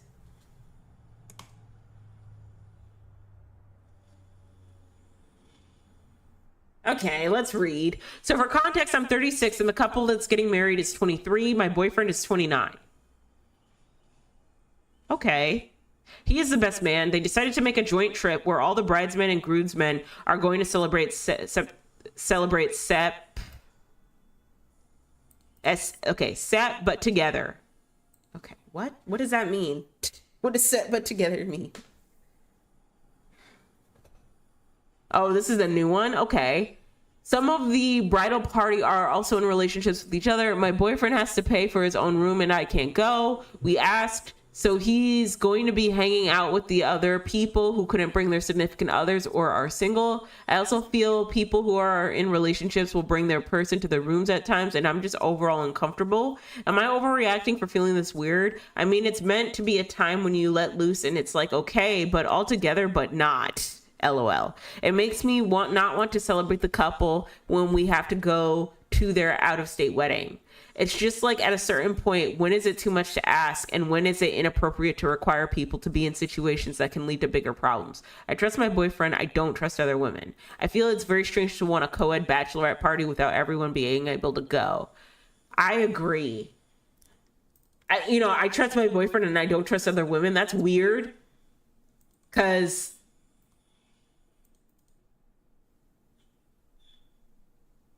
you should not trust other women, and then you should also not trust your boyfriend, right? Like, in my opinion, because like if you trust your boyfriend but you don't trust, like, it feels like you're automatically pitting blame on the women when your boyfriend has the option at the end of the day to want to step out on the relationship. That's in my opinion. This is giving paranoid. At the end of the day, if it doesn't work out, you can just leave. Like if my boyfriend was in that situation, my partner was in that situation, I would be weirded out, but I would never give, oh, I don't trust him, I don't trust these women. No, like, if you want him, you can have him. Oh, well, like, I don't know, like, it's gonna suck. Like, obviously, I'm gonna grieve and all of that and be upset, but, like, I dodged a bullet. You know what I mean? Like, hello? All right. Info and INFO as MOR. Can you clarify what you mean by trust your boyfriend, but I don't trust other women? Does your boyfriend have a history of getting blackout drunk and losing memory of the night before? Is there an ex there? Has he cheated and blamed it on the other women taking advantage or being pushy? Otherwise, that comment doesn't make sense. That comment doesn't make sense. Because, like, to be honest, I trust my boyfriend. And I trust the other woman. And if it doesn't work out, like if my boyfriend steps outside on the relationship, then, well, all right, then that's it. That's it. Like, goodbye, adios. Like, I don't know what to say here. But, you know, easier said than done, right? You are overreacting. Unless you have an existing substantial relationship with the couple, they aren't going to want you there at their personal private pre-wedding party. This wedding and event are about them, not you. It isn't weird that they only want close trusted friends around them when they are A, dealing with wedding stress, and B, trying to let loose and relax and have fun. This is a pretty normal situation, and you might want to think about why you were insecure about it. But, like, I could see why she's insecure about it, but it feels like a lot of because, you know, that this is a co-ed bachelor party, and, you know, no offense, but normally those types of parties are known for getting a little crazy and out of hand, right? Depending on who you go with. Some folks, you know, they might, you know, do crazy shit, go to the strip club, do all types of whack ass nonsense, right? And then some folks just might just go on a trip somewhere in a cabin and just chill there. You know what I mean? You know, even the bachelorette parties will bring a male stripper. If I was getting married, which I have really no desire to, but I don't know, my bachelorette party would probably be a cabin, and we'd all play board games, and that would be that, and that's what we would do, you know? Like, it would not be that serious. And then honestly, I wouldn't see myself having like a buttload of bridesmaids anyways. I would see myself having maybe like 2 or 3 bridesmaids and that's it, you know. But yeah, I don't know, I don't really like weddings. Like, I like going to weddings, I like being a wedding guest, but planning a wedding seems exhausting. But bachelorette parties and bachelor parties can get a little wild, can get a little crazy. If your boyfriend can't afford the room, then there's understanding as to why he wouldn't want to bring you. But also, if this is amongst intimate, like a close core group of intimate friends, I could understand why the wedding guests or the groom would not want to bring, you know, the girlfriend, you. It seems like there's a lot of paranoia in you thinking that the women at this party or at this bachelorette party are gonna like try your boyfriend. And like I said, if they try your boyfriend, oh well, you dodged a bullet, you know? Like I said, it's probably gonna be hard, but like at least you know now than finding out later, you know? You are overreacting. You either trust him or you don't. If someone makes a move on him, you should try. Yeah, like that's where I'm heading at it. Like, if someone makes a move on him, you should trust him to shut it down and leave the situation. Had he given you any reason not to trust him? That's what I'm saying. Like, that's why, like, the whole comment of like, I trust my boyfriend, I just don't trust these women. I never understand women who suspect that their partners are cheating will immediately cast blame on the other woman. Immediately. Like, granted, there are some women out there who know what they're doing, who know that someone has a boyfriend, who are trying to plot on your boyfriend, right? But at the end of the day, the decision should always boil down and end up falling in the lap of your boyfriend, because your boyfriend left. Your boyfriend is the one who ended the relationship, not the other girls. You know what I mean? Like, pop culture moment. Ariana Grande, Ethan Slater. When that whole thing came out that Ethan Slater left his current wife for Ariana Grande, everyone was like, Ariana Grande is a homewrecker. She's awful. She has a habit of doing this. Does she have a habit of doing this? Yeah. Is it bad? Yes. She should not be doing stuff like this. She's already on to her next, plotting on her next dude who's already in like a long-term relationship with, or a marriage with like a woman like twice his age. And Ariana Grande's already slithering on in and trying to get to this man, right? And then they're doing PR work to try and make it like better than what it actually is. And like, I don't know. But at the end of the day, Ethan Slater was the one that left. Is Ariana Grande trash for being the other woman and actively like smiling in that woman's face and, you know, ha-haing with Ethan Slater and all that? Yeah, that's not good character. But ultimately, Ethan Slater's the one that left. So he's the dude that's trash, you know?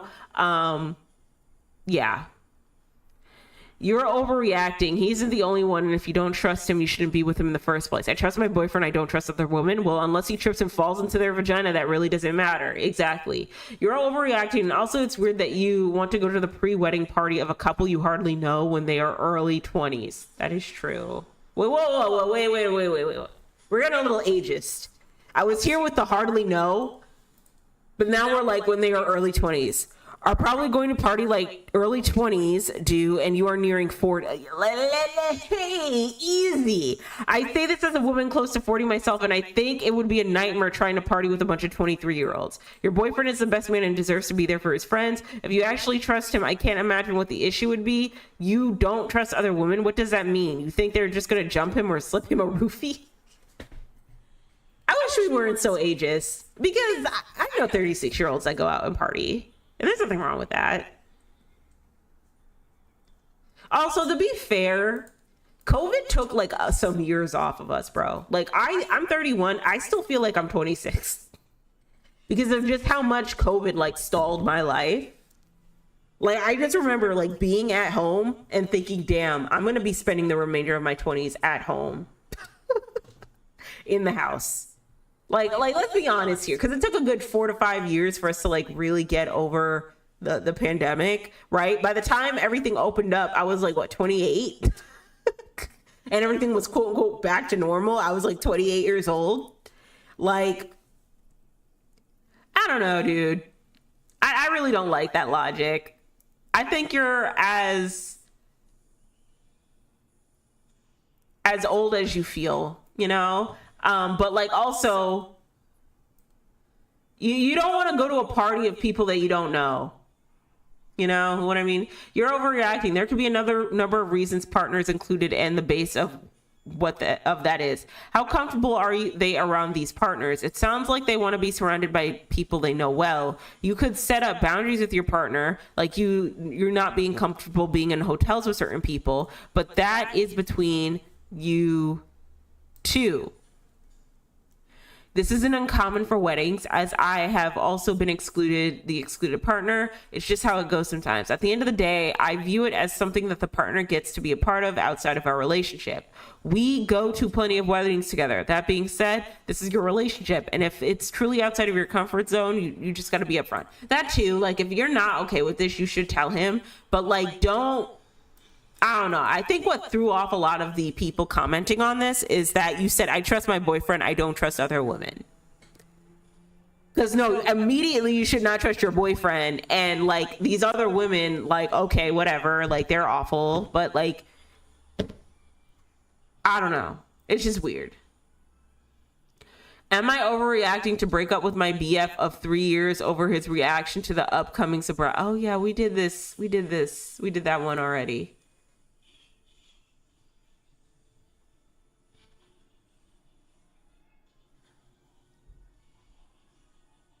Oh, am I overreacting to skip Thanksgiving after my mom basically said I'm an embarrassment for not having a husband and kids by now? Huh? In 2025, with all the dating nonsense that's going on right now, with our life being on hold for a good 4 years, and your tone deaf mother is freaking out. Like, do you have a job? Like, this is what I never understand about like parents, is that you could have the best of the best job. You could have the best of the best life. You could be making big bucks. And some parents will really be hung up on, especially if you're a woman, you don't have kids, you don't have a husband. Like, they will really be hung up on that. They will be so hung up on that. Like, I've experienced that a couple of times with like friends and, you know, people I've worked with, where they're like, oh, you know, you're going to be living with your boyfriend until you're 40. And I'm just like, dude, like, that's none of your, like, if I want to live with my boyfriend until I'm 40, like, that's my business. Thank you. Oh, you know, I got to hurry up and find a man before I turn 25. And it's like, man, like you were legal enough to drink exactly 4 years ago. Like, what are you talking about? You need to find a husband and you need to get married and have a house before you turn 30. This is not the 1950s, Buki. Slow down. Like, I don't know. Parents just be really tone deaf. I'm 35 and single for 3 years. I was engaged, but he was doing weird sexting role plays with people on a video game, which was fucking disgusting. I'm laughing because, like, a weird sexting role play with people on a video game is not weird for me. Like, if I had a partner that was doing that, like, I wouldn't be weirded out. That wouldn't be weird for me. But that's a boundary for her, so I get it. It really fucked me up. Yeah, like, I can understand why she's uncomfortable with it. And yes, I've been in therapy. I have dated since then, but nothing serious. I hope she talked to him about this. I hope she was like, hey, this is weird for me. I have never had my mom say something like this to me. I do not want to go to Thanksgiving after this. The way she said, don't shoot the messenger. It's clear the rest of the family have been talking about me and she's the one elected to say.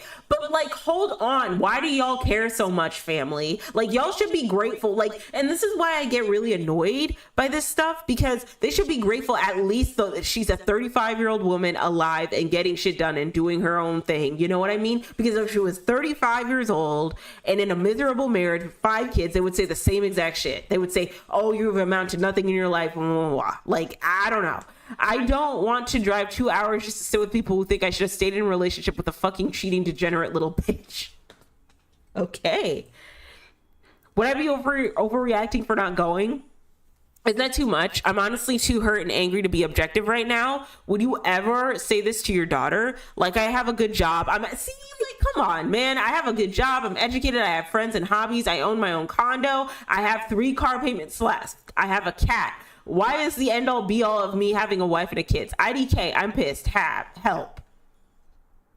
Sorry if this hurt your feelings, but it's time for some tough love. You made a big mistake when you broke off with Charles. I know you didn't like what he did, but giving up over it was stupid. Everyone has a family, your sister, your brother, your cousins. Doesn't that make you feel embarrassed to be the one without a family? Doesn't it make you lonely? You are too old for roommates. It's time to grow up. Just my 2 cents. Don't shoot the messenger. Love you, sweetie. Just something to think about. Who the fuck is her mother?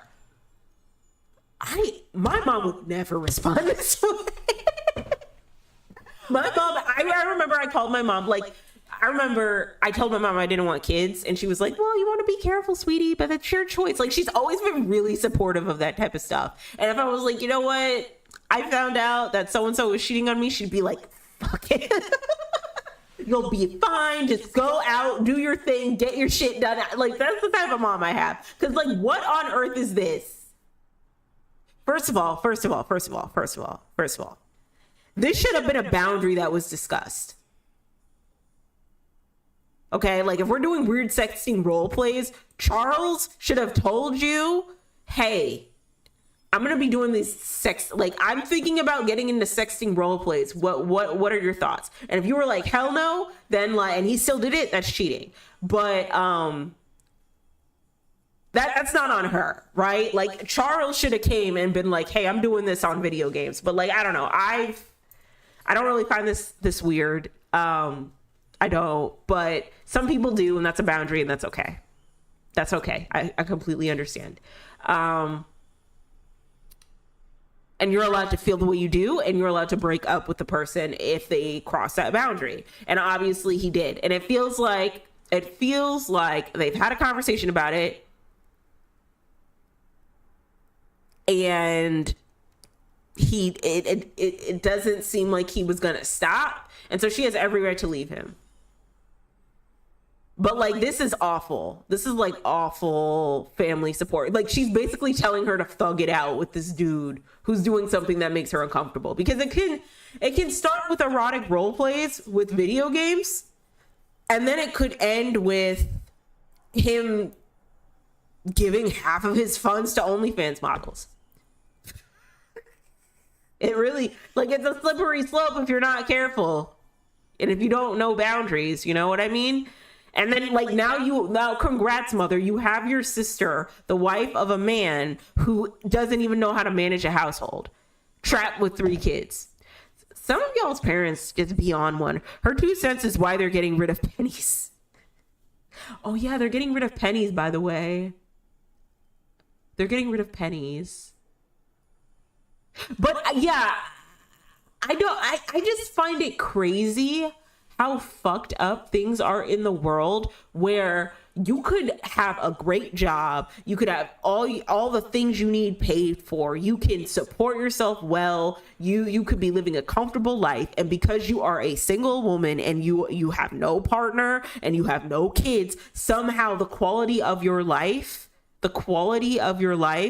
is deemed worse by extended family, by your boomer mother, by your boomer father. Like, that is just awful, especially in the dating landscape that we're in right now, where like dating is just horrible. People don't want to make friends anymore. The worst thing you can say to your child is that you are more or less a loser because you didn't want to put up with a guy who crossed a boundary of you not liking him doing weird kinky sex role plays. Like, that's the worst thing you can do. You basically admitted to your daughter that, like, by all means necessary, even if you are disrespected, you should have a husband by now, because you need a husband and you need kids. Like, that is awful. You're teaching your child to put up with an abuse of a man, to have their boundaries crossed, to put up with a man or another partner. It doesn't have to be a man. It could be another girl, a woman, you know. But usually it's pressure on the woman to get married and have kids and all of that. And I just don't like that. I don't like that. A lot of y'all's parents are effed up for doing that.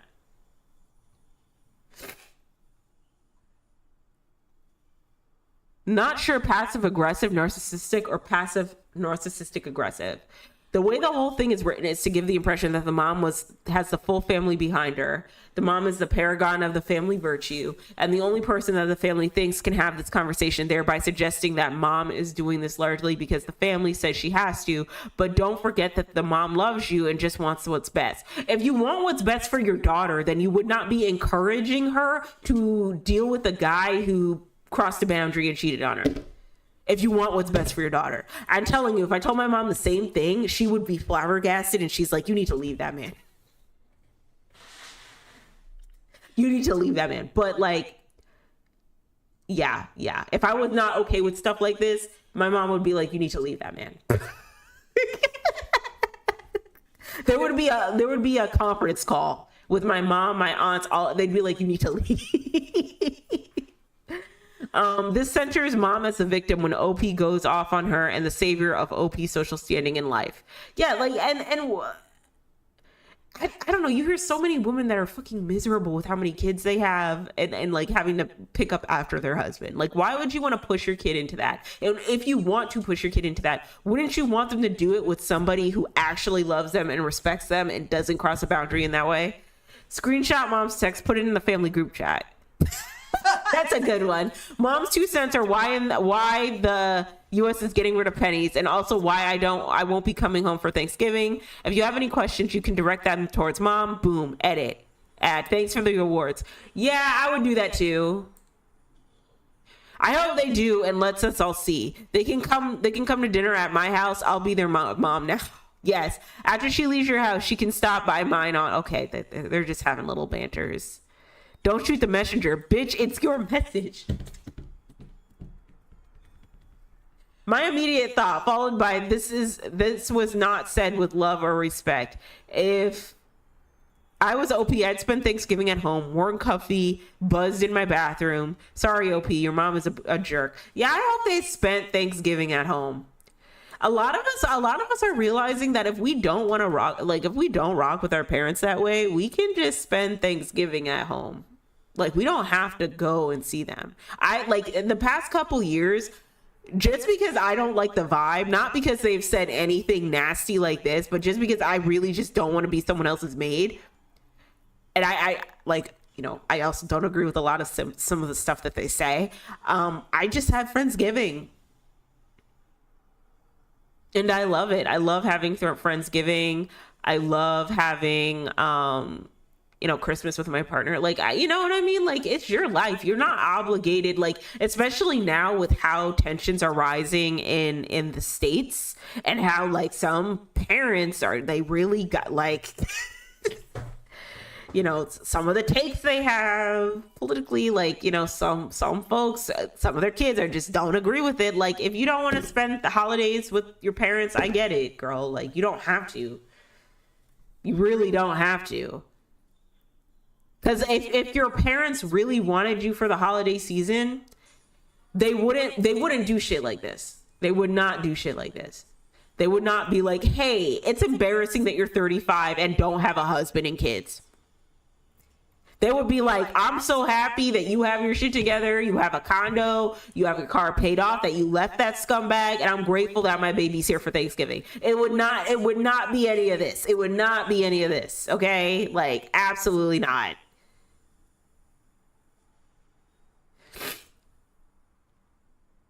Not overreacting. I would not attend any holidays or events at her place. She's not the messenger, she's the problem. But also don't assume that the rest of the family even had this thought. It seems like she's trying to project her opinion onto the family and OP. And that's another thing. Like, don't you have a brother, you have a sister, you have cousins. Why must you need every kid in the family to be booed up with children? Why? You already got 2 out of the 3. That's good enough. That would be good enough for me. I'd be like, all right, that one's the single Pringle, and that's okay. We still love them down. That's going to be the rich auntie. That would be my logic. You wait on her. She's going to be rich. She's going to be the one buying all the cousins different gifts and stuff. Yeah. But I do remember one Thanksgiving, one of my cousins, she had a baby. She had a kid, and they did treat her like way differently than they treated me. Like, they basically treated me like a maid, right? And then they treated her, because she had her kid, like, oh, she's a mom, she's mature. You know, that does happen, but it's also like, but then they'd also turn around and be like, you don't have kids. You know what I mean? So, and I don't want kids, so not overreacting. You should proud you valued yourself enough to leave that relationship. Yeah, I do want to know the details of the relationship though, because if he didn't tell her and he kept doing this stuff, yeah, that's cheating, because like not everyone's going to be uncomfortable with that, right? But if he told her, well, he probably didn't tell her, but if he did, he should have told her. And then whatever decision she would have came to, they either should have ended things, or she should have left. Like, yeah, they should have just ended things. Thank you for not having children with that piece of shit. Yeah, because like I said, this could have gotten worse. Those erotic role plays could turn into like going out and seeing these people.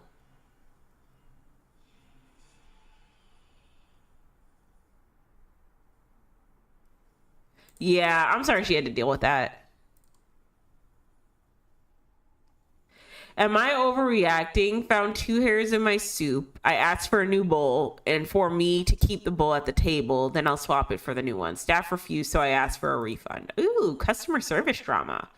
I went to a soup restaurant tonight and when I got my food, I took 1 scoop of the soup, and while I was mixing the food a bit, found 2 hairs. Oh no. I asked the staff member to replace the bowl. Hello, can I please have a replacement bowl as I found 2 hairs in my soup? The staff member was nice at first. Sure. Then I requested, before you take this bowl away, can I have this bowl stay here?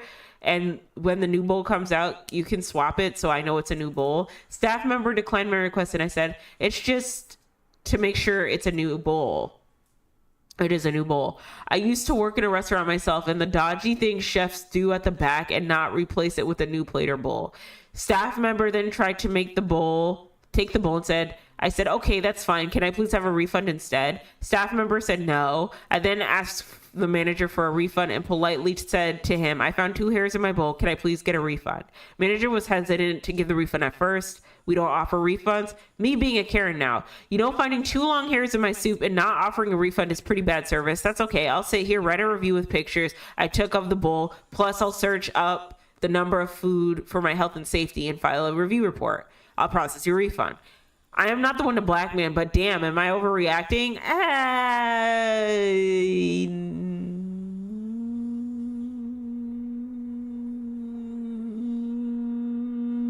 I don't know. I think it's an everybody sucks here situation. The management team suck, like manager and staff members suck because they won't replace the bowl, or they won't leave the bowl there and get you a new bowl of soup, because they should be able to do that, especially with something as disgusting as finding 2 hairs in the soup. To be fair, when they get back there, they could probably still wash the bowl out, and then it would be clean, and then they could put soup in. But if you're still not comfortable with it, I get it, that's fine. You know what I mean? So they're kind of weird for that. But then also asking for a refund on a food that you've already eaten. Yeah. And then going full like, all right, well, I'll write a bad review. No. I mean, I kind of see where they're coming from. But I also know that customer service jobs are really hard and difficult. And I don't know, anytime, unless they're like complete assholes, like really effing rude, I try not to be a Karen. I try to very much so be like, it's okay, I'll just pay for it and leave, because I know you probably don't want to be here and it's tough for you. You know what I mean? I don't know. I've heard people say you should add far too much salt if this happens. Do this before they take it away. That way you can tell if they actually replaced it or not. Oh, okay, so they haven't. So she wanted to make sure that they replaced the bowl of soup. Okay. Or a lot of pepper. You can tell without tasting. Or a 3rd hair. Put a toupee in it. Okay, guys. I'd rather them not know. That way I can tell the restaurant they are. Dump it in front of them. That way they know that you'll know if they just pulled a hair out and bring you the same soup. Obnoxious, but it works. Not overreacting. Nah, you're not overreacting. 2 hairs in your soup is already gross. And the fact that they refuse to swap it in front of you or issue a refund is wild. Any decent place would apologize and replace it without making it a whole debate. You just ask for basic hygiene and transparency. That's fair. I respect that take. Personally, I still would be like, yeah, like, it's okay, I'll just pay for it and leave, but I'm not okay with the service. I don't know. I'd still probably write a bad review. I don't know. We were at a friend's and ordered mozzarella cheese stick at a restaurant. We all grabbed one, took a bite, and found they were pretty frozen inside. We did throw the bit into sticks back on the plate. They apparently dropped those exact sticks back into our fryer, and when we got back, the plate with the food with bites out of it. What the hell? Not over. Ooh. Ew, this makes me not want to eat out anymore. I didn't know they were that gross in the back. I didn't know they were that gross. That they're over here like refrying already bitten mozzarella sticks. To be fair, I hear that heat burns off bacteria. I got the worst mozzarella sticks DoorDash one time. It was clear they had been fried twice. I wonder if it was somebody else's leftovers. At first I was confused why you wanted to keep the bowl, but damn, that was a genius reason. I will be keeping it in mind. Yeah, I would do the same too. Next time, if I find something gross in my food, I'm going to be like, can I keep this plate? And then you come back with a new one. Cause like, you're not gonna pull one over on me, sir.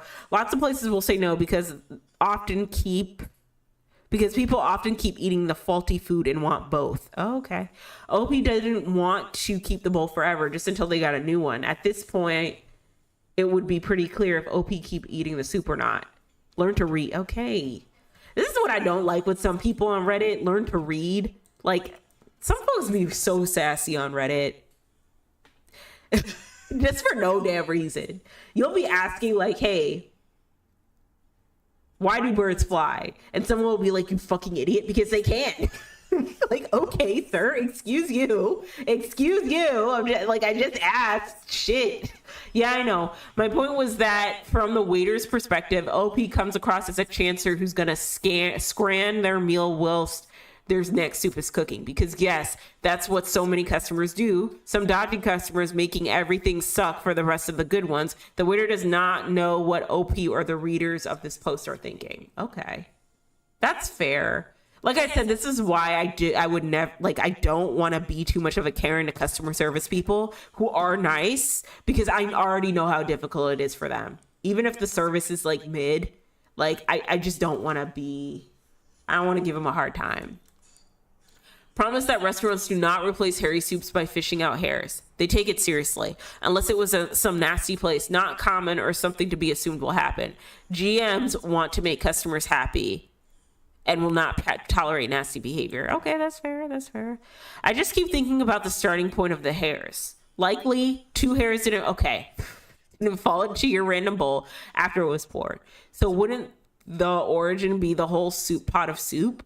A new bowl would have still had the essence of the hair and contamination anyway in that case. Yuck, I'm sorry this happened to you, OP, and I hope you do still contact food and health and safety, because that is nasty. That is a little nasty. I wonder if Atlanta has soup restaurants. Am I overreacting? What I asked for in the pic versus what I received. It seems like some boyfriend shit. Get one of those French onion soup kits because I'm curious, and chicken tortilla. Where are we? Where are we where they're asking for, like, you can get French onion soup kits? And a chicken tortilla, clam, and the broccoli cheddar. All the soups. Well, 1 kit and 3 pre-mades.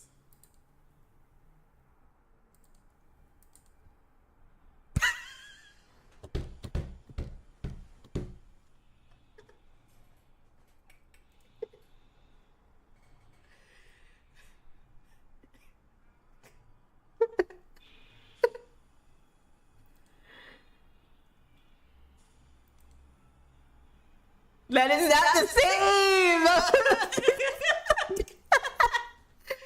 Oh my god! I love how many just pictures. It's not even like, it's not even context. Like, this is what I wanted.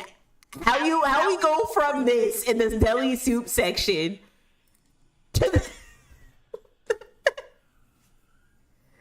These make great bases for when you are stewing meat, though. And slow cooking meat. These make great bases, but like, come on, man. The fact they took a picture of exactly what you're looking for and the product you receive is probably an entirely oh my god, that was funny. That's funny. Like, how do we go from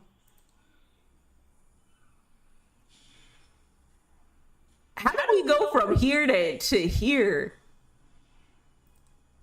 Like, they were lazy. They just didn't want to get the soup from the soup section.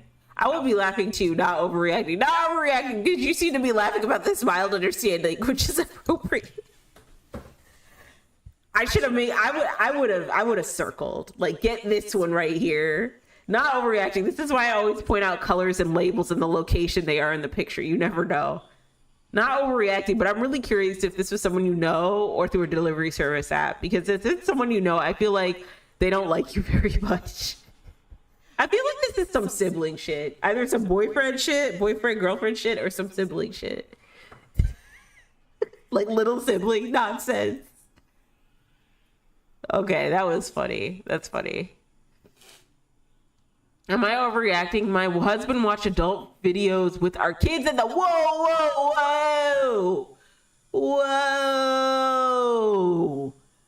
That no, already I'm like, absolutely not. Corn around children.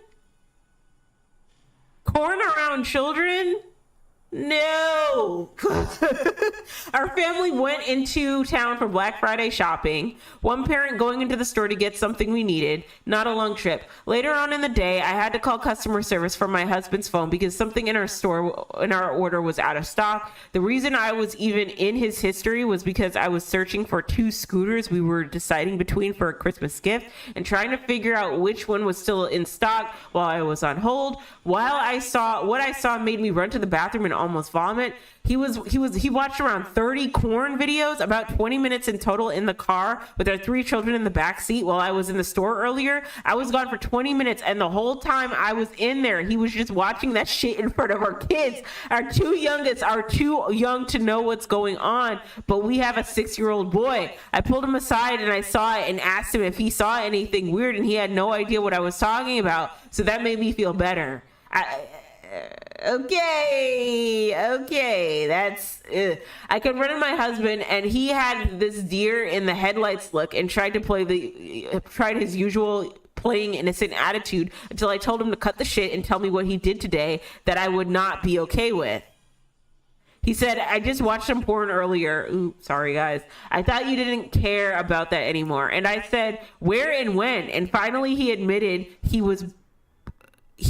did it while I was shopping. I said, in front of the children, you don't see anything wrong with that? He said, what? I was bored. I didn't jerk off. Didn't see anything wrong with it. I could tell he knew something was wrong, but didn't want to admit it. Then he said, okay, I won't do it again. I was just bored and corny all day. I'm freaking disgusted. Is it me?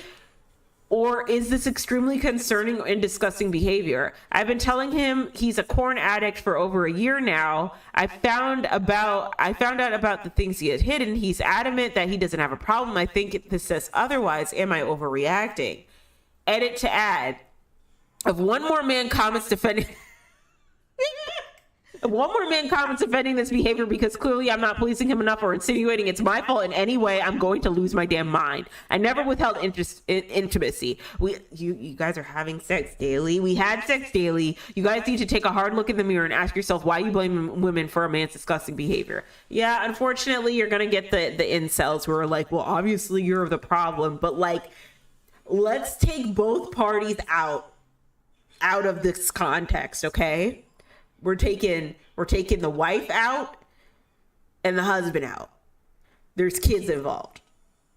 If you are corny to the point where you are watching corn in front of your children, whether they know what's going on or not, that is a problem. That is breeding grounds potentially for child pornography. Like, you know, I don't know the legalities, but that is a breeding ground for, like, if the kids get their hands on that or they see what daddy's watching, that, okay, so like, it'd be one thing if it was the husband and the wife, but y'all got kids and you can't at least wait until y'all get home at night to do that nonsense.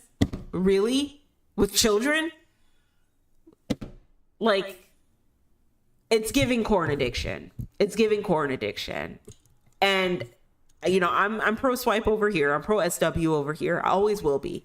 But like, just like with any other, like, I see pornography as a vice, just like I see alcohol as a vice, 420 as a vice. I see them as vices, and that you can unfortunately get addicted to. Video games are also a vice too. You can get addicted to these things, right? And so I always put blame on the individual for developing these addictions than the people providing the service. If they are like presenting clear warnings or there is knowledge on what the end goal could be if you develop a addiction. There's more than enough information out about people who have pornography addictions and what that looks like for them. And like the risk factors, especially if you have a family. So it's definitely on the dude. Yeah, these men are kind of weirdos. Because like you're too busy worried about, well, this woman isn't pleasing this man, to actually understand that these children, like there's children in the car. So whether she's pleasing this man or not, there are children in the car, and their grown ass dad is watching corn while they're in the car with them. That's weird. There's a time and place for everything. In the car, shopping for Black Friday stuff is not the time. With your children in the back is not the time. And that's where I'm like, come on, guys, get it together. Lock in. This is disgusting. And if he can't control himself for 20 minutes, even, yeah, like, and that's another thing. 20 minutes? That's giving corn addiction. Personally, I could not be with someone who has a corn addiction. No, I can't. As an ex NSFW girly myself, I could not. Because it can get very weird very quickly. Even with 3 children in the car with him, he's most likely an addict. He needs treatment. OP says he's done and hidden things regarding corn over the years. So if it looks, walks, and quacks like a duck, his addiction to corn is at a level that needs immediate professional help. He's totally lost his compass for right and wrong. That's equal parts disgusting and effing horrifying. Yeah. Yeah, I agree. Because, like, what if your kids get a hold of that? You could get jailed for that, probably. I don't want to believe this is for real. I was jaw dropped from the title to the whole read. Like, what? Corny all day? WTF? And it couldn't wait another couple minutes or hours when you're in private place? To totally discuss. Yeah. Especially if you have a wife that's more than willing to, like, do that for you, you know? My ex-husband would watch corn at least 3 to 4 times a day. That's what he admitted to, so I'd guess it was double that. If I left the room for 10 minutes, corn. At a family party, sneak into the bathroom to watch. Whoa. Friends over and we're leaving to go out to eat, give him a minute. He has to take a 25-minute poop while we stood around waiting. It caused a lot of a lot of issues. I could turn the bedroom into a 3-ring circus for him, but it wouldn't be enough because he strangled his yeah, that's the problem, guys. Fellas, that's the problem, okay? When you get addicted to that stuff, some of the risks are like your wiener doesn't work the way it needs to when it's supposed to. And it's unfortunate that OP or this commenter, like, you should not have to turn anything into a 3-ring circus. He should just get up immediately. There was a post on Reddit years ago about a woman that had a forensic technology guy audit their computer systems and found that her husband was watching 40 hours of corn a week. The amount of friends that I have that have corn issues in their relationship has increased drastically over the last 20 years. It isn't about the corn directly. It is about the sneaking around, skipping doing chores, shutting themselves away, not going to bed until 3 a.m. and being tired the next day because of corn. This is the second am I overreacting in a month or so where a guy watches corn with their kid around. See, you can't do that, bro. That's inappropriate. The other one was a dad in bed with a sick kid who was sleeping, so he decided to pop some corn on his phone. That's not good, my guy. First of all, you should not be all the time. You should not be all the time. Maybe, like, once a day in private, sure. But, like, all the time? I don't know how, like, guy anatomy, like, wiener anatomy works, but, like, doing that all the time isn't going to, it's going to cause you some issues at a very young age. But when it gets to the point where you have to watch it around your kid, that's weird. So personally, I watch corn. I do. Like, I'm being honest. I do. And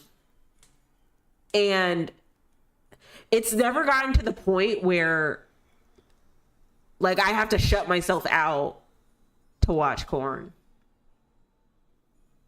I actually, honestly, because I was exposed to, like, corn at a very young age, unfortunately. I don't think that's uncommon for anybody who had access to the internet in their youth. But I don't know. I just get numb to it, where I'm just like, oh, okay, well, while I'm eating, Like, especially when I used to be on apps like Twitter. Well, I no, because I was doing corny stuff when I was on Twitter. So when I was on Reddit, right? And I forgot to like safe search my Reddit because there's a time and place for everything, right? And sometimes I'm in the mood to watch corn and sometimes I'm not. Okay, I'm just being honest, right? And like, I don't know, I'll be searching up like how to heal from plantar fasciitis, and then I'll see like a foot fetish subreddit. And I'm just like, I'm eating right now. That's kind of like where I'm at with it, where I'm just like, okay, well, that's not what I wanted to see. Or like I'm in a lot of, and on my other account, not my main account, not my exes does Reddit, but I have a lot of like goth subreddits that I'm in. Because I just like to see what like people are wearing and stuff, and like fashion and whatever, alternative fashion. And like underneath like just r/goth or r/ like goth fashion, goth girls, is like a bunch of like goth girl corn. And I'm just like, damn, this really is a thing, huh? Like, y'all are really going apeshit over these goth girls. Y'all are losing your mind. Jeez, fetishizing the hell out of these girls. And I'm just like, I'm just trying to look at folks wear their demonias. I want to see how they style in their demonias. You know what I mean? I'm not over here trying to let rub one out. Like, holy cow. So then I'd have to turn the safe search on, because I'm just like, I'm really just trying to find some wholesome communities. And it's nothing against the goth girl swiper content creators. Like, you do you, get your bag, get your money. I'm here for it, right? It's just like now I'm at a place where there's I gotta be in the mood for corn, and if I'm not in the mood for it, then I'm gonna get annoyed. I'm gonna get really annoyed. Unfortunately, it's way more common than you'd think. And yeah, I've never gotten to a point, and also I don't have a wiener, so I don't know if things like psychologically work differently for people with wieners. I do hear people with vaginas and women, like they can develop corn addictions too, but it never got to the point where, I think when I was younger, I used to be like this, but like now I'm just kind of like, okay, I'm not really into this as much anymore. He has no interest, nothing he can entertain him with besides corn. He must be pretty fucking, yeah, like, you don't have like a little like phone game you can play?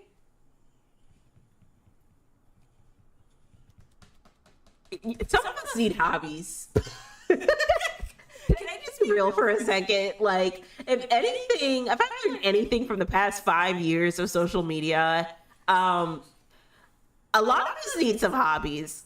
Y'all need some hobbies, bro. You all need some hobbies. It's not cringe to have a hobby. Y'all are over here, like, just TikTok, prime example. TikTok yappers, y'all are over here beefing over whether or not you need to have a roux in your mac and cheese. Like, everything's a talking point. It's bigger than corn. It's bigger than a corn addiction, right? It's like, you need to find some hobbies, because it gets to a point. It really does. It really does. Like, we're just like glued to our phones a lot. We're not really interacting with people. We're over here arguing with random folks across country, maybe not even in the country, about whether or not we need macaroni and roux in our macaroni and cheese.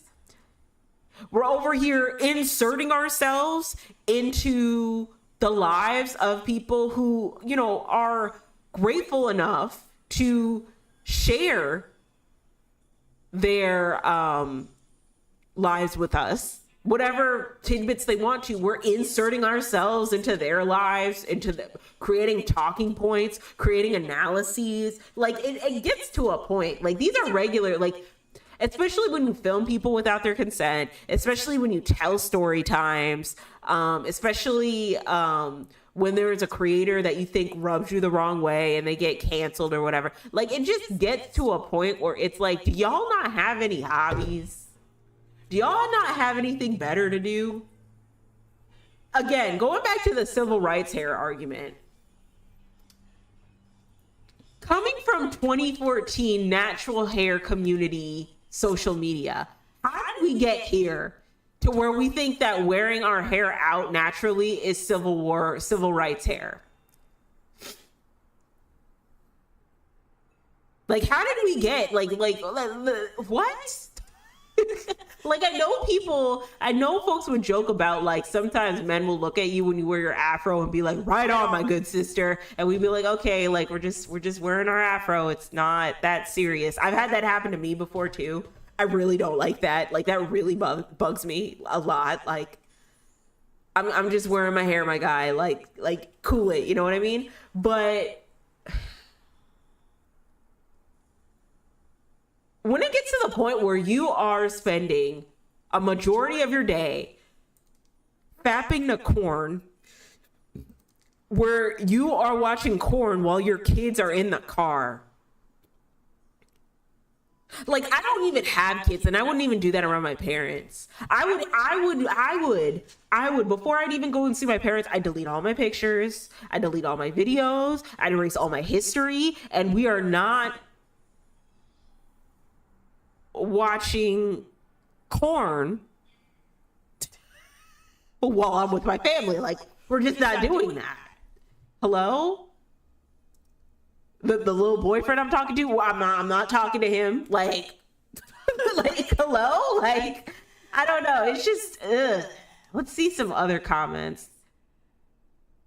In the UK, this is legally considered, yeah, this is what I was talking about. In the UK, this is legally considered a form of non-contact pedophilia and is a criminal offense. It is absolutely obscene and abusive to watch that shit around kids, especially as they could have all have seen it. And it's also highly misogynistic and antisocial that he thinks it's normal to access it in public. I personally would end a relationship with any man who did this to even want to feel sexual children and to be able to feel sexual around children. No, massive nonce.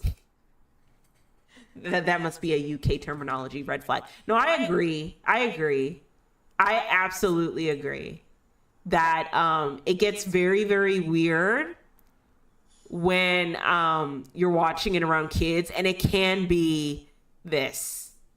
It really can be this.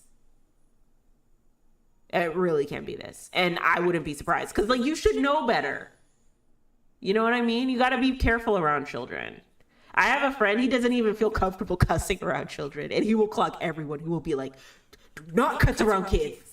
Like, not overreacting. You are underreacting. This is obscene, awful, disgusting behavior. How can someone even think about watching corn while in the car with 3 children, let alone their own kids, young kids? If they had seen he was watching, he would have committed a sexual offense in the UK and could possibly fall under sexual abuse of your children. Even watching that in the presence of your children is legally questionable. If he had the sound playing out loud, that's another layer of disgust. Your husband has a corn problem to the point where he doesn't even care if he exposes it to his young children. Abhorrent. Exactly. Which is why I go back to, why don't we have hobbies? Your hobby shouldn't be scrolling on Twitter all day to see your favorite OnlyFans waifu. That's not a hobby. Like, come on.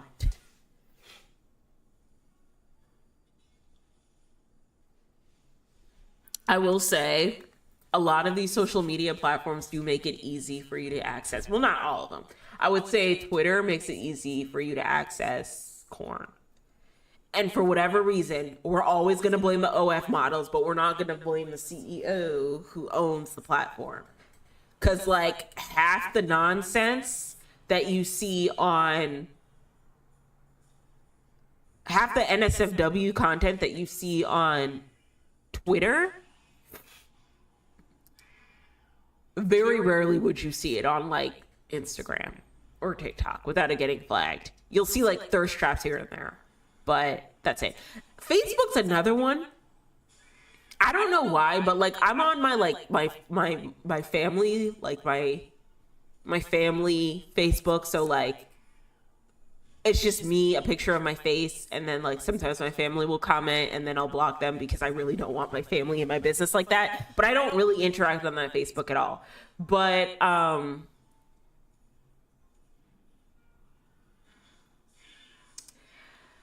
I would see little like Facebook reels of like thirst traps right underneath posts of my family and how they're doing. And I'm like, this is very weird. I don't want to see that here. What's going on? Again, not blaming the women in the thirst traps. Never will.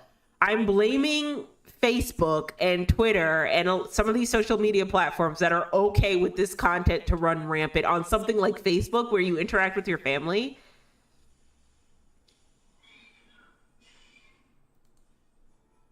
All right, so let's am I okay? I don't know if I want to do relationship stuff cuz like am I overreacting? I caught my boyfriend listening to my sister and her husband doing the deed. Okay, that's... Am I overreacting for what my GF said, or am I justified for how I feel?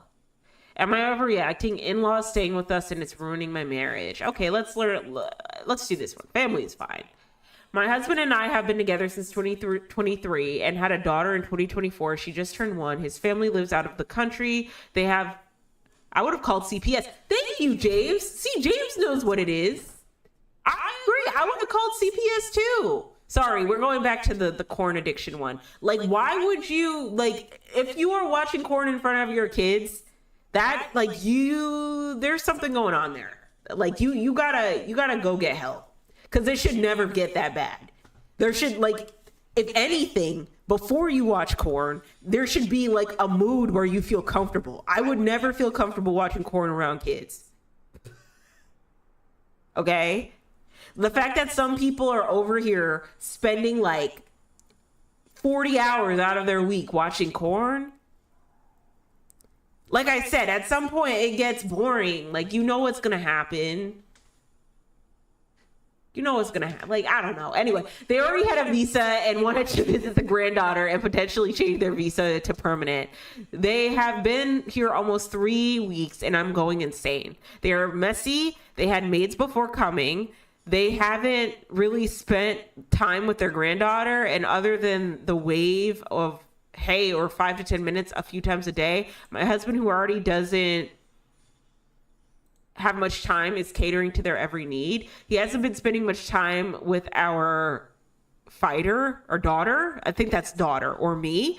While we are both off for Thanksgiving, I have been the one taking care of our daughter while he runs behind them. I feel like I'm a guest in my own home. Apparently they may be staying for months. I'm afraid we may get divorced, or I may ask him to leave our house. Also, he slept on the couch last night, which he has never done. He has sisters, 6 of them. Also warned me it's not easy to live with them. Am I overreacting? No. And the parents need to respect your boundaries as the wife. Like, y'all have a daughter. He needs to tend to his daughter first before he tends to his parents. Can you guys, like, can you not put your kids or your parents in like a assisted living center? Not necessarily a nursing home, but like an assisted living center where they can have their own apartment and it's like friendly. You know, and I like senior citizen friendly. I don't know. Hey, honey, let's ask them to stay in a hotel a couple nights a week to give us a break. Alternatively, if you knew they were looking to change visas, did you expect this to only take 1 month less? You're going to have to be honest and blunt with your husband. If you struggle to do that, then this situation will likely suffocate you. Why would you ask him to leave and not them? Another question I have is, like, what race is she? Because, like, and I'm not trying to sound bigoted. I'm really not. But I hear that, like, a lot of that, like, Asians, it's very, very common for the family to, like, live in the home with the kids. That's very, very common, which I think is beautiful. But we would have gotten a divorce because I'm not letting my in-laws live with us. That's fair. That's fair. Yeah, but that's also why Jeezy and Jeannie Mai broke up, because Jeezy was like, you can't bring your mom into my home. But like also Jeezy should have like known that's like a cultural norm. So I'm almost curious like what race they are, because that's very, very common for like Asian families to have their parents live with them. which I think is a beautiful thing. And it's like you have a community to help you. But the problem here is that the in-laws aren't helping with the kid. At the very least, the in-laws can help with the kid. That's what, like, that's the point of being a grandparent.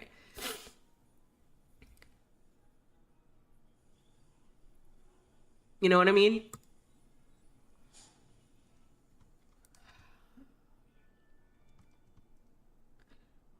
This is where you take back your life. Make it very clear to them that they are in your house, and in your house, people clean up after themselves. Yeah, like, you're too old to not be cleaning up after yourself. If anything, y'all are the grandparents. You need to help out with this, the wife, with the kid. You are not their maid, and neither is your husband. If they can't drive, either schedule certain times and days when it suits your day to drive them when they want to go. And they should know how to drive. For all their times, there are taxis and Uber. They came to spend time with your child, so they should start spending some time with them. Your home is not a hotel. If they want to stay any longer, they must support you and your husband. That is true. You have to be considerate. You have to be a part of the community. Like, how are you living in their house? How are you living in their house and you don't know how to take care? How are you living in their house and you're not even taking care of their kid or helping to take care of their kids, and just being more and more inconvenient? Even if you're out of the country, like, at least, like, that's the least you can do.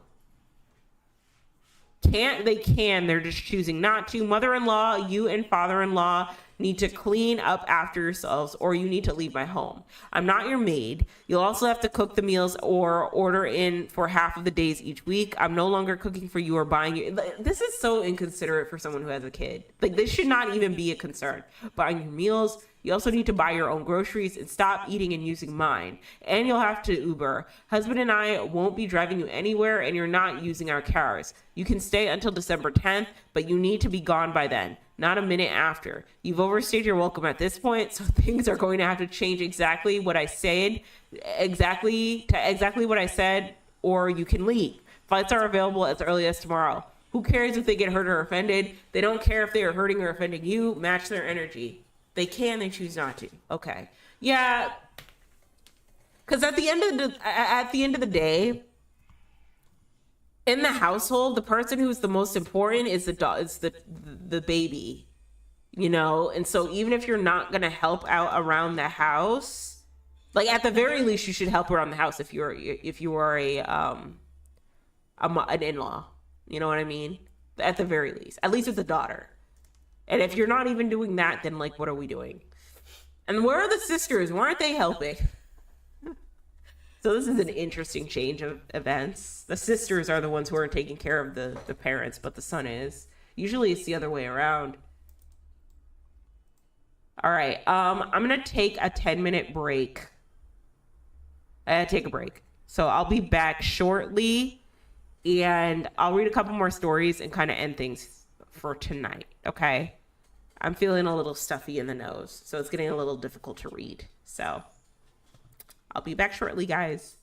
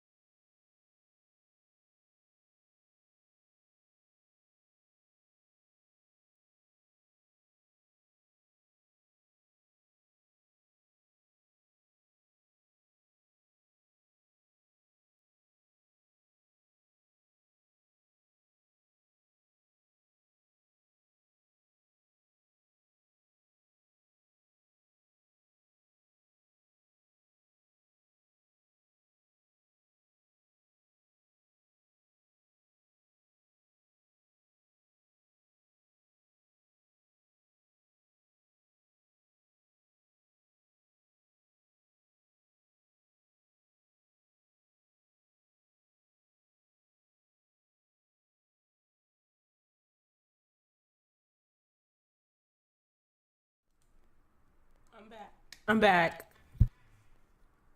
I had to eat. So I've eaten. Yay. All right. Let's take a look at this one. Am I overreacting? My husband doesn't want to go to the gym together but won't tell me why. My husband, 35 male, doesn't want me, 30 female, to go to the gym with him. Every time I mention it, he makes this weird face and just gets quiet. We have been together for 5 years now. He used to be a trainer at Planet Fitness a while back before I met him. I love working out, and I think it would be a great time to bond and get away from the kids. Throughout our entire marriage, I've asked, and he just gets quiet. He won't tell me why. Am I overreacting?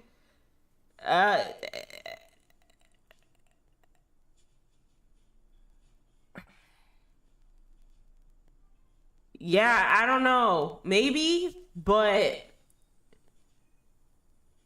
if he's not willing to tell you, I would go without him until he's ready to open up about it. Go without him. He sees the gym as a workout, not bonding time. Okay.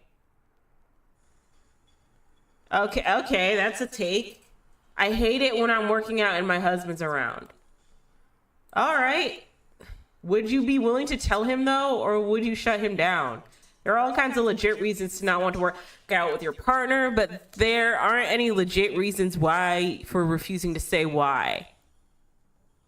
Yeah, that is true. Personally, I can go to the gym with somebody, but we can't work out together. Like, that's just me personally. I think that's something I kind of have to work on. Like, I don't know, maybe I'll have a gym bestie in the future, but I'm okay with going to the gym with somebody, but like, don't ask me to like, can you teach me how to lift this? Like, no, I can't. I don't want to. I'm trying to get my workout in. I'm trying to get in and get out. So I don't know. That's my opinion on it. But next time he goes, wait about 20 minutes and go to the gym. You'll probably find out why he doesn't want you there. He going to Subway. That's funny. Not overreacting. Him not wanting to go to the gym with you isn't that weird. He could be self-conscious about it or enjoy the alone time. The fact that he refuses to talk about it is more worrying, and you guys definitely need to work on your communication. Yeah, that is weird. I would press him about that. Like, I'd even be like, listen, we don't even have to go to the gym together, but it seems like like you feel weird about going to the gym with me. Is there a reason? Maybe overreacting. Maybe it's his time to decompress. Maybe he's insecure in his ability. Oh, okay. Well, then he needs to communicate that, right? Maybe overreacting. I go to the gym to work out. Sure, I chit chat with the regulars there, but they're not full blown conversations because we all want to get our stuff done. My wife went with me once and she was like Velcro. I got a third of my intent. Yeah, that's annoying. I couldn't. Yeah, if I go to the gym with somebody, I kind of want to be in my own world. I really do. Don't like bug me. Like, go away. I'm trying to get better with it, but in real talk, it's like, I just want to get in and get out. Go away. Go do your own thing. I'll do my own thing. We'll meet up when we're done. Like, I am not trying to be out here chit-chatting and having conversation, bro. Especially if I have a job, like, no. Maybe I can see myself like, okay, we could have like a workout like together day where I show you how to, like, I don't know, deadlift, maybe, I don't know, but like that's it. Like, we'll have a gym play date. That I can do, but we cannot go out to the gym every day and be like on top of each other, girl. Like, no, you got to go over there. You absolutely got to go over there. And I know some friends who are like, yeah, I like to work out with people. And, you know, they like to do cardio before lifting weights. And I like to do cardio after I lift weights. And I just don't understand. And it's like, who cares? Right? Like, I just don't understand why they don't want to do cardio with me at the same time. Like, no. That's how they like to do things. That's their style of doing things. Right? Okay, so if they want to do cardio after they lift weights and you want to do cardio before you lift weights, like just let it be. Let it be. Okay? No, you will not be on top of me while we work out. Absolutely not. Go over there. I do not like that. I do not like that. I do not like that. I got a third of my intended workout. Yeah, like this would piss me off. This would piss me off. Like I said, I could see myself with my friends doing like a gym play date where we all go to the gym together and like we all just like try different workouts. But it's only like one day. After that, you gotta leave me alone. Please leave me alone. Please leave me alone. Maybe he just needs his alone time. That is true. You are overreacting. He doesn't want to hurt your feelings. Don't make him. You can read between the lines. That's his time to go isolate. It doesn't mean he doesn't want to spend time with you or get away from the kids together, but that's just his thing. That's true. But then he should express that. Just be like, I just want this time. It's my private time. And I'd be like, okay, I guess. Like, you go do your thing. But also at the same time, I'm very much so like, leave me alone. Unless, I don't know, if I had like a gym trainer partner, then he could keep me on track, right? But if he wasn't like if he wasn't keeping me on track and he just kept talking my ear off, I'd be pissed. I'd be like, you are wasting my time, sir. Get out of here. Get out. Go away. I got shit to do. I got these gains to get. Planet Fitness has trainers. Maybe overreacting, but limited info here. All I can say is that some people want to do shit by themselves. I know going to the gym, for me at least, was about being able to zone out to the world, put on tunes, and just get my sweaty lifting doing cardio.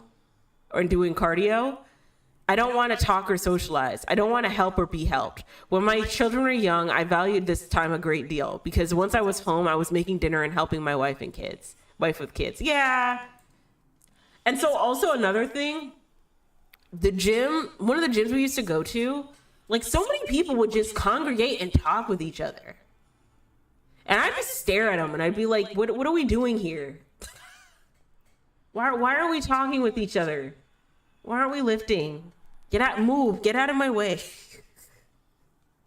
Like I said, I'm trying to be better with that. Okay, I'm getting better, but no, there have been times where my friends have been like, hey, let's work out together. Let's go to the gym together. Let's do yoga together. Let's do this, that. And it's like they're over here wanting to do upper body day. And I'm like leg day, glute day, all day, every day. And we're just not equally yoked. We're not on the same page. And they're like, I'm over here like, okay. And then they want to do like some weird calisthenic exercise that they found on YouTube. And I want to lift weights. Or maybe I want to do some weird calisthenic exercise I found on YouTube and they want to lift weights. No.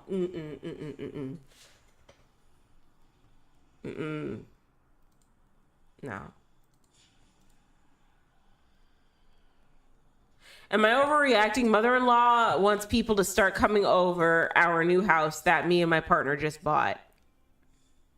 I'm just confused because last time I checked, we're the ones paying the bills, not her. And as far as her sister and I are really close and work together, so I already had this conversation with her and she understood because she just moved here as well. Am I overreacting? I'm going to have a lot of family coming in town. I think that being around family is healthy for the soul. Oh, Lord. And I know that everybody wants to see you guys. And so I know Nana and everybody wants to be involved in your lives. Hope that you guys are doing well and getting your place set up and that everything is going smoothly. We have a big family and everybody's going to start coming in regularly. Okay, whoa, easy. So-and-so is on her way back in town and I'll be sending her over there too. Thank you. I hope you guys are doing well too. Oh, we're going to wait for people over until it's actually finished and everything is set up. Oh, our family gets together all the time. We don't have a division in the family. And so-and-so and so-and-so have caused enough division. Which we are praying against. Hallelujah. Yeah, I get it 100%, but we're not finished setting everything up. Blank doesn't mind that that's his sister. I know she would be excited for you guys. They're just driving in. It wouldn't be today anyway, honey. LOL, we're probably going to get the living room together and a table or something and then have people over. So people aren't just standing around. We have places for people to sit. Yeah, you need to get over here. We all need to talk to you. I totally get the sitting situation. Why?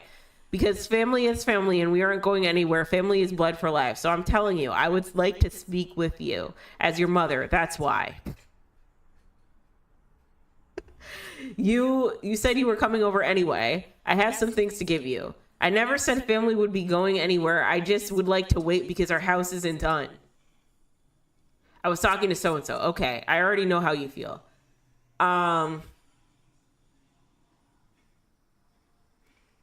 So I have a question. Not trying to sound like a bigot. Is this a Latino family? Okay, because they really like their big get-togethers. I'm not trying to sound like a bigot, but they like their big get-togethers. They like their big parties. Okay, I'm just saying. Not trying to be like problematic. I'm just trying to scope things out because this is very common, where they like they'll throw a birthday party for a 2-year-old.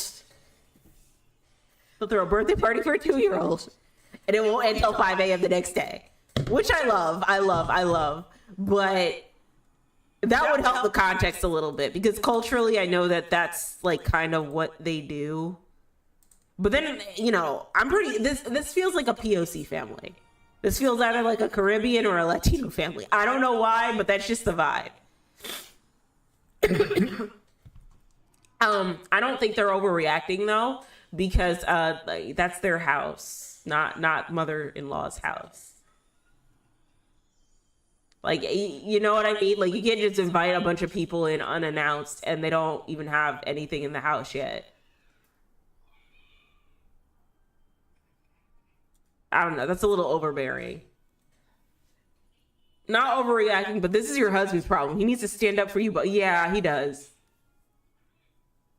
Yeah. Because you, as the wife, should not be standing up to the mother-in-law. Like, if y'all don't have anything, there should be no people coming over. I agree. If she confronts her mother-in-law, she will wind up looking like the bad guy. He needs to confront his mom and put her in her place. Yeah.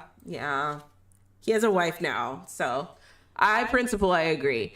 But realistically, this is going to cascade and become her problem too. It's obviously her problem too. Why are you afraid to stand up to in-laws? You're misunderstanding the reason why people want the husband to speak up. And so the in-laws can't claim that it's the wife or OP's fault, that they can't do whatever they want, or that OP is forcing their son to do things her way. Him speaking up and leading the no mistakes, it's clear that this isn't an OP problem. No one is scared of anything, okay? I wasn't talking to OP. Am I reading that correct? I would have had to take a deep breath before saying, bitch, it's my house. Yeah, I would have been the same way. Like,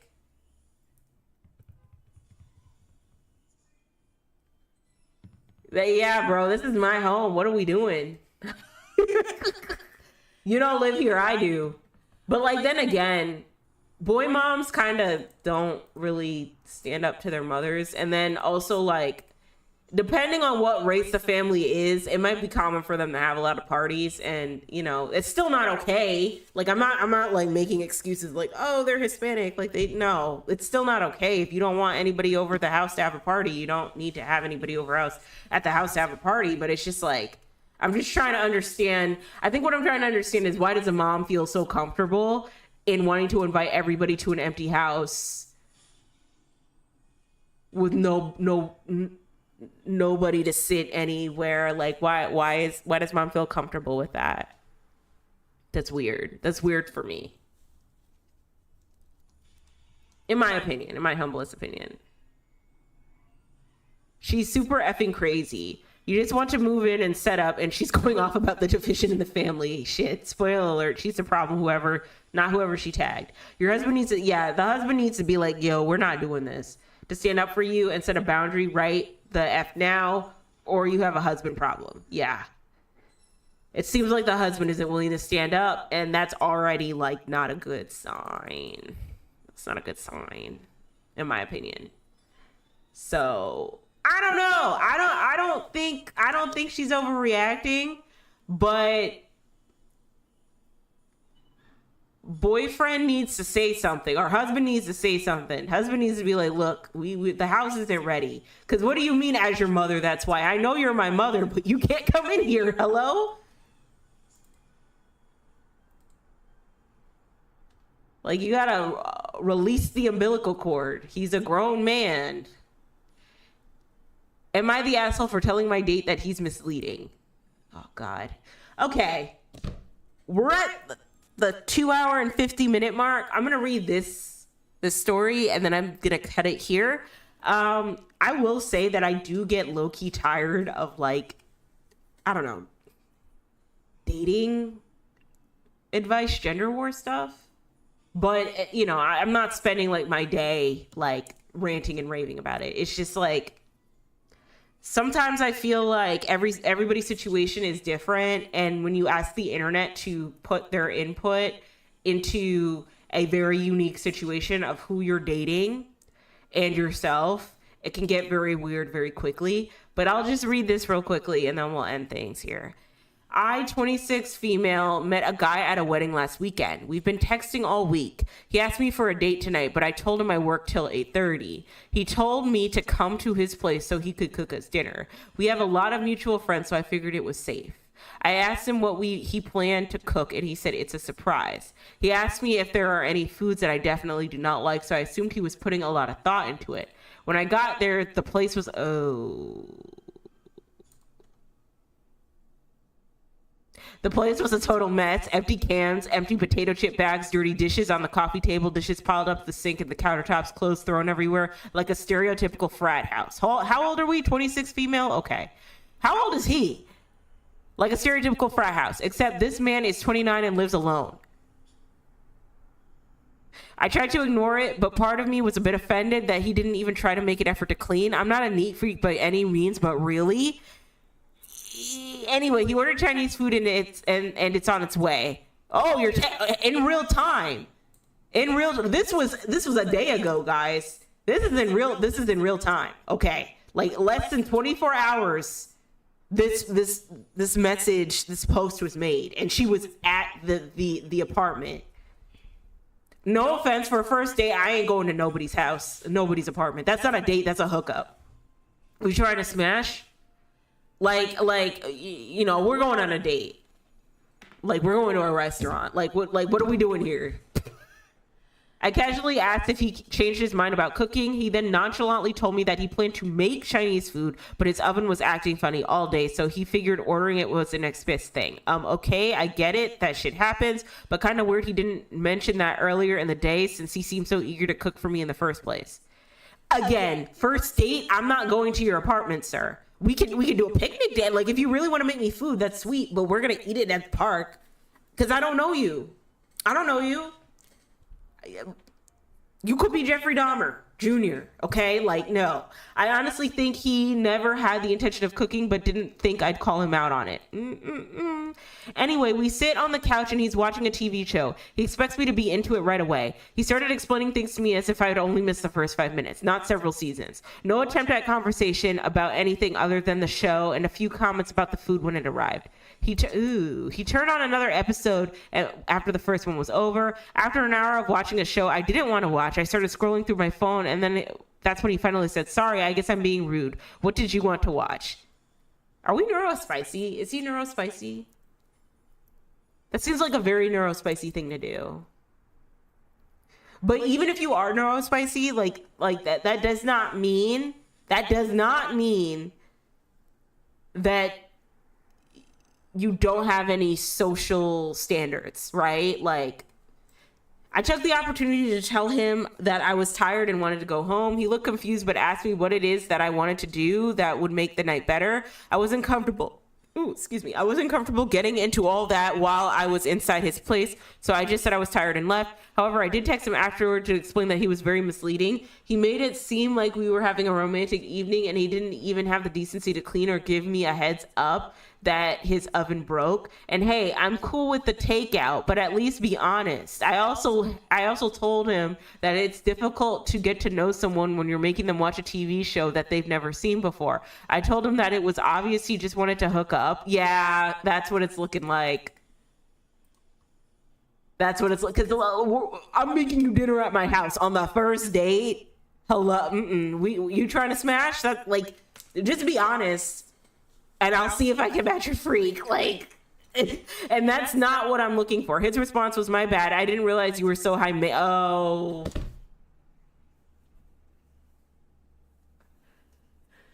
You were so high maintenance. You seemed cool and chill at the wedding, so I figured I didn't need to be so extra, but I really like you. I decided not to respond, but then he texted again and asked me for another chance. I haven't answered. What would you say? Am I the asshole? No. Is this still like the main Am I the Asshole Reddit? No, it's another one. Okay, I just wanted to check. But no, no, no, no, no, no, no, no, no, no, no, no, no, no, no, no, no, no. First of all, as a guy, if you're going to take a girl out on a date, you probably should not take her to your house. Even, and I'm going to assume, if you're watching me at least, that your intentions are not bad. But like, she doesn't know you. So y'all at the very least can hit up the Chinese restaurant and eat there so she can get to know you. If you're immediately asking her to come over on the first date, yeah, she's going to assume that y'all want to hook up. And then on top of that, you take her to your house and it's not even clean and you don't even have any food ready. Your plan is to make it in front of her. Like, you did not plan this date, and it does give you were trying to look to hook up with her. That's what it gives. That's not okay. And then after the fact, when she like calls him out on it and it's like, it looks like we were trying to hook up when I really just wanted to go on a date with you. He's over here like, well, I didn't realize you were so high maintenance. It's like, well, no, you didn't plan this date out. And you're the one who asked me out. So like, I don't think you're high maintenance. Like, I'm sorry. At the very least, if let's just say you are planning to hook up with this person, right? Right? At least clean your room. Somewhat. At least, at the very least, try to clean the keep the place. Nobody wants to smash in a dirty. Nobody wants to smash in a dirty apartment. As much as you can control, because sometimes roommates can be messy, but like still, like, yeah. No, I don't think you're overreacting. I think he just expected you to be low enough maintenance to give up the cookie in his dirty apartment with takeout Chinese food while he talks about some show and doesn't even try to get to know you. Tinder is right there, my guy. I'm not really against hookup culture. Like, you do you live your life how you want to live it, right? What I am against is like people not being clear with their intentions. So if you're looking to hook up with people, like if you're looking to, ooh, my nose is running. Hold on one second.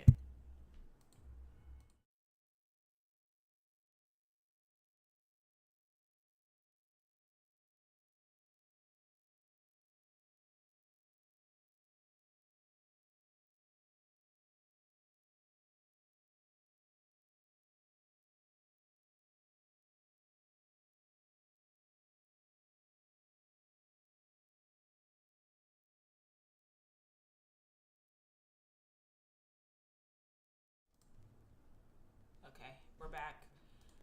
Okay, I'll make myself big because I'm gonna close it out here. Okay, so if you're so I'm not really against ruin your chance to get to know her.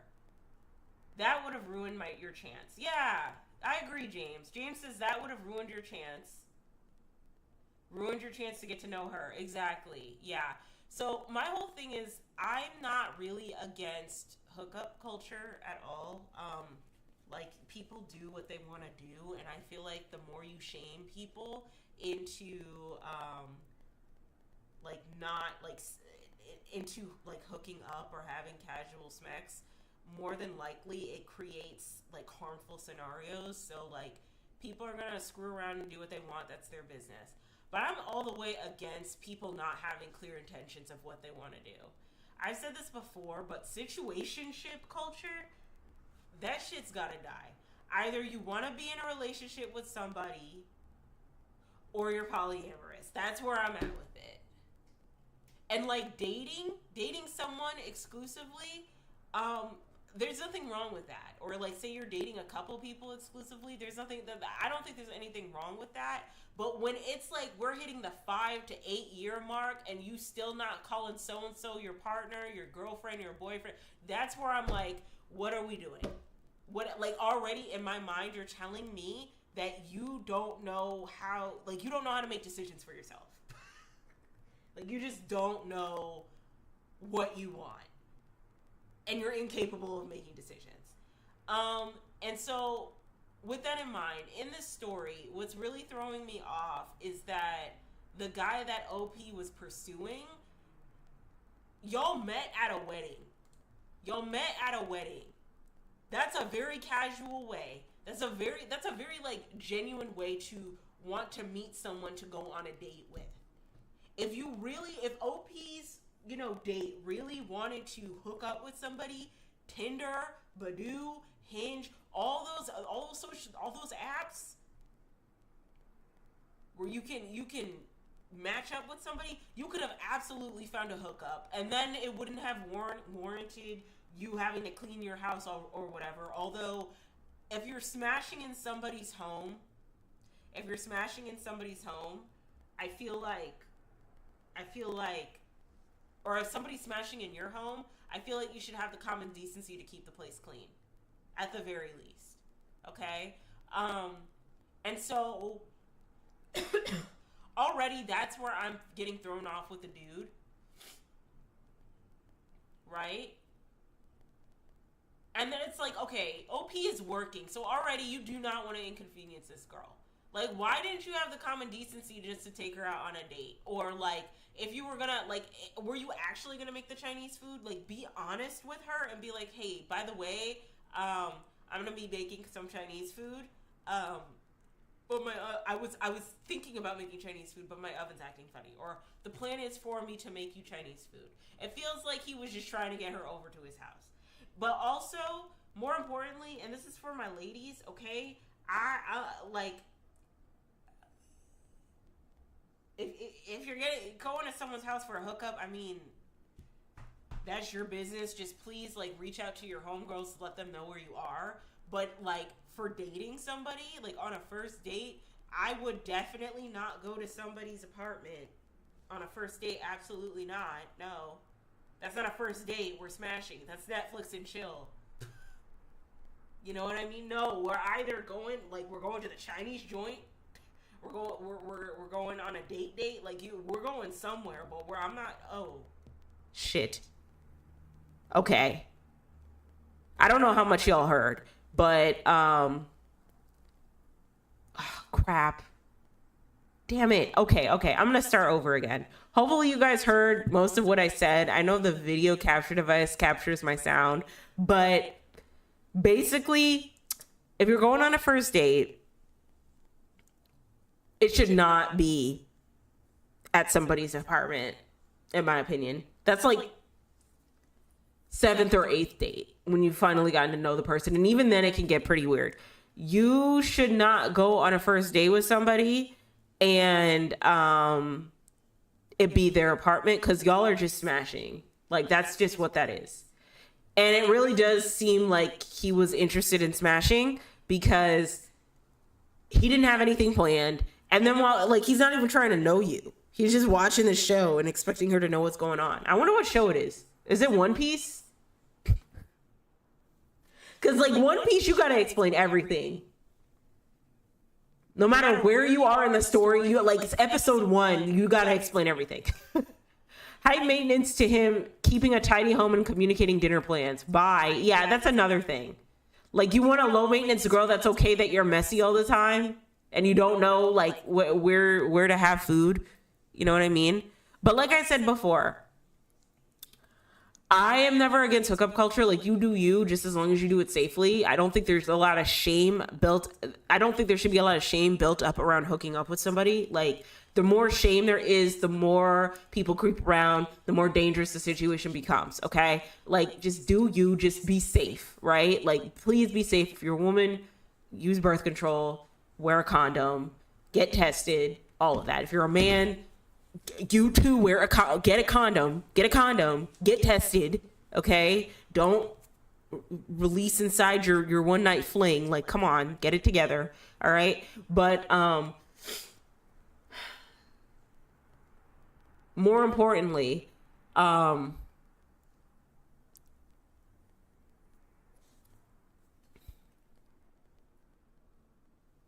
I feel like people nowadays, like I'm very against situationship culture, and people nowadays don't know how to like communicate, like whether they are dating somebody or whether they want to just be polyamorous. They want to date someone alone, monogamy, or be polyamorous and just date multiple people, however polyamory works. All right.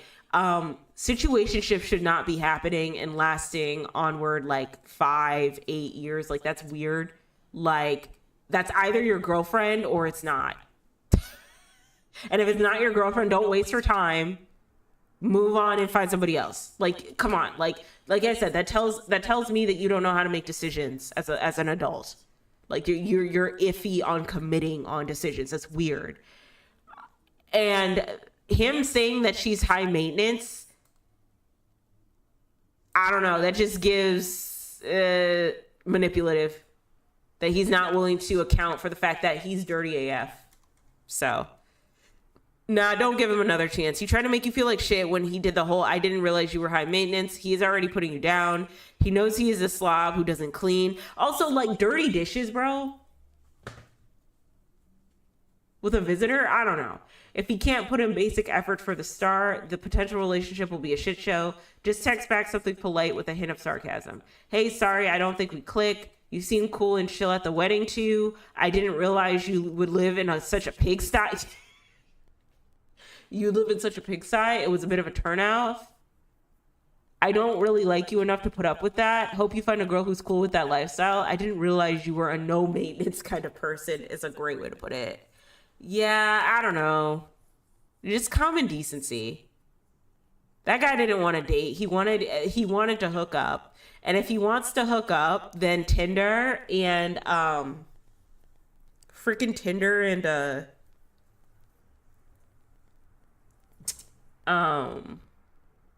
Badoo, Hinge is right there for you to find a hookup. Like if you're trying to ask somebody out at like a public event, please assume that that's a date. Okay? Because you really can get puss now, like, on the web for free. So, yeah, I don't know. Dating is weird. Everybody's situation is super unique to them. And like I said, that's the reason why I don't really like giving, like, dating advice. Because you don't know what somebody's getting into or what somebody's somebody's situation is. And quite frankly, it's not really the internet's business, but sometimes it can be helpful. But anyway, we've reached the 3-hour mark. I am done here. Thank you guys so much for tuning into my stream today. I will keep you guys update on time changes and whatnot.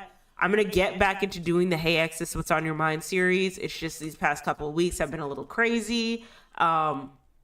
I'm also worried about like how I'm gonna edit with these bubbles, but I'm sure I can do something. I can do a little something. But anyway, thank you guys so much for coming to my stream today. I appreciate it. Thank you guys for understanding that, like, you know, I was a bit sick on Thursday and Friday, so there was no way I was gonna come here and stream with you guys. Sick AF. I think I'm getting over my cold, so I should be good by next week. And yeah, I hope to see you guys tomorrow, next Tuesday and Thursday and Sunday. Same format. Tuesdays and Thursdays is game days. We are going to start playing The Quarry. I'm very excited to play. And then Sundays will be another Reddit Story Sunday where we read a bunch of different random stories of people being the asshole or not on Reddit. So yeah, that's it, guys. Have a great rest of your Sunday, or what little of it is left. And I will see you next time. Okay, bye.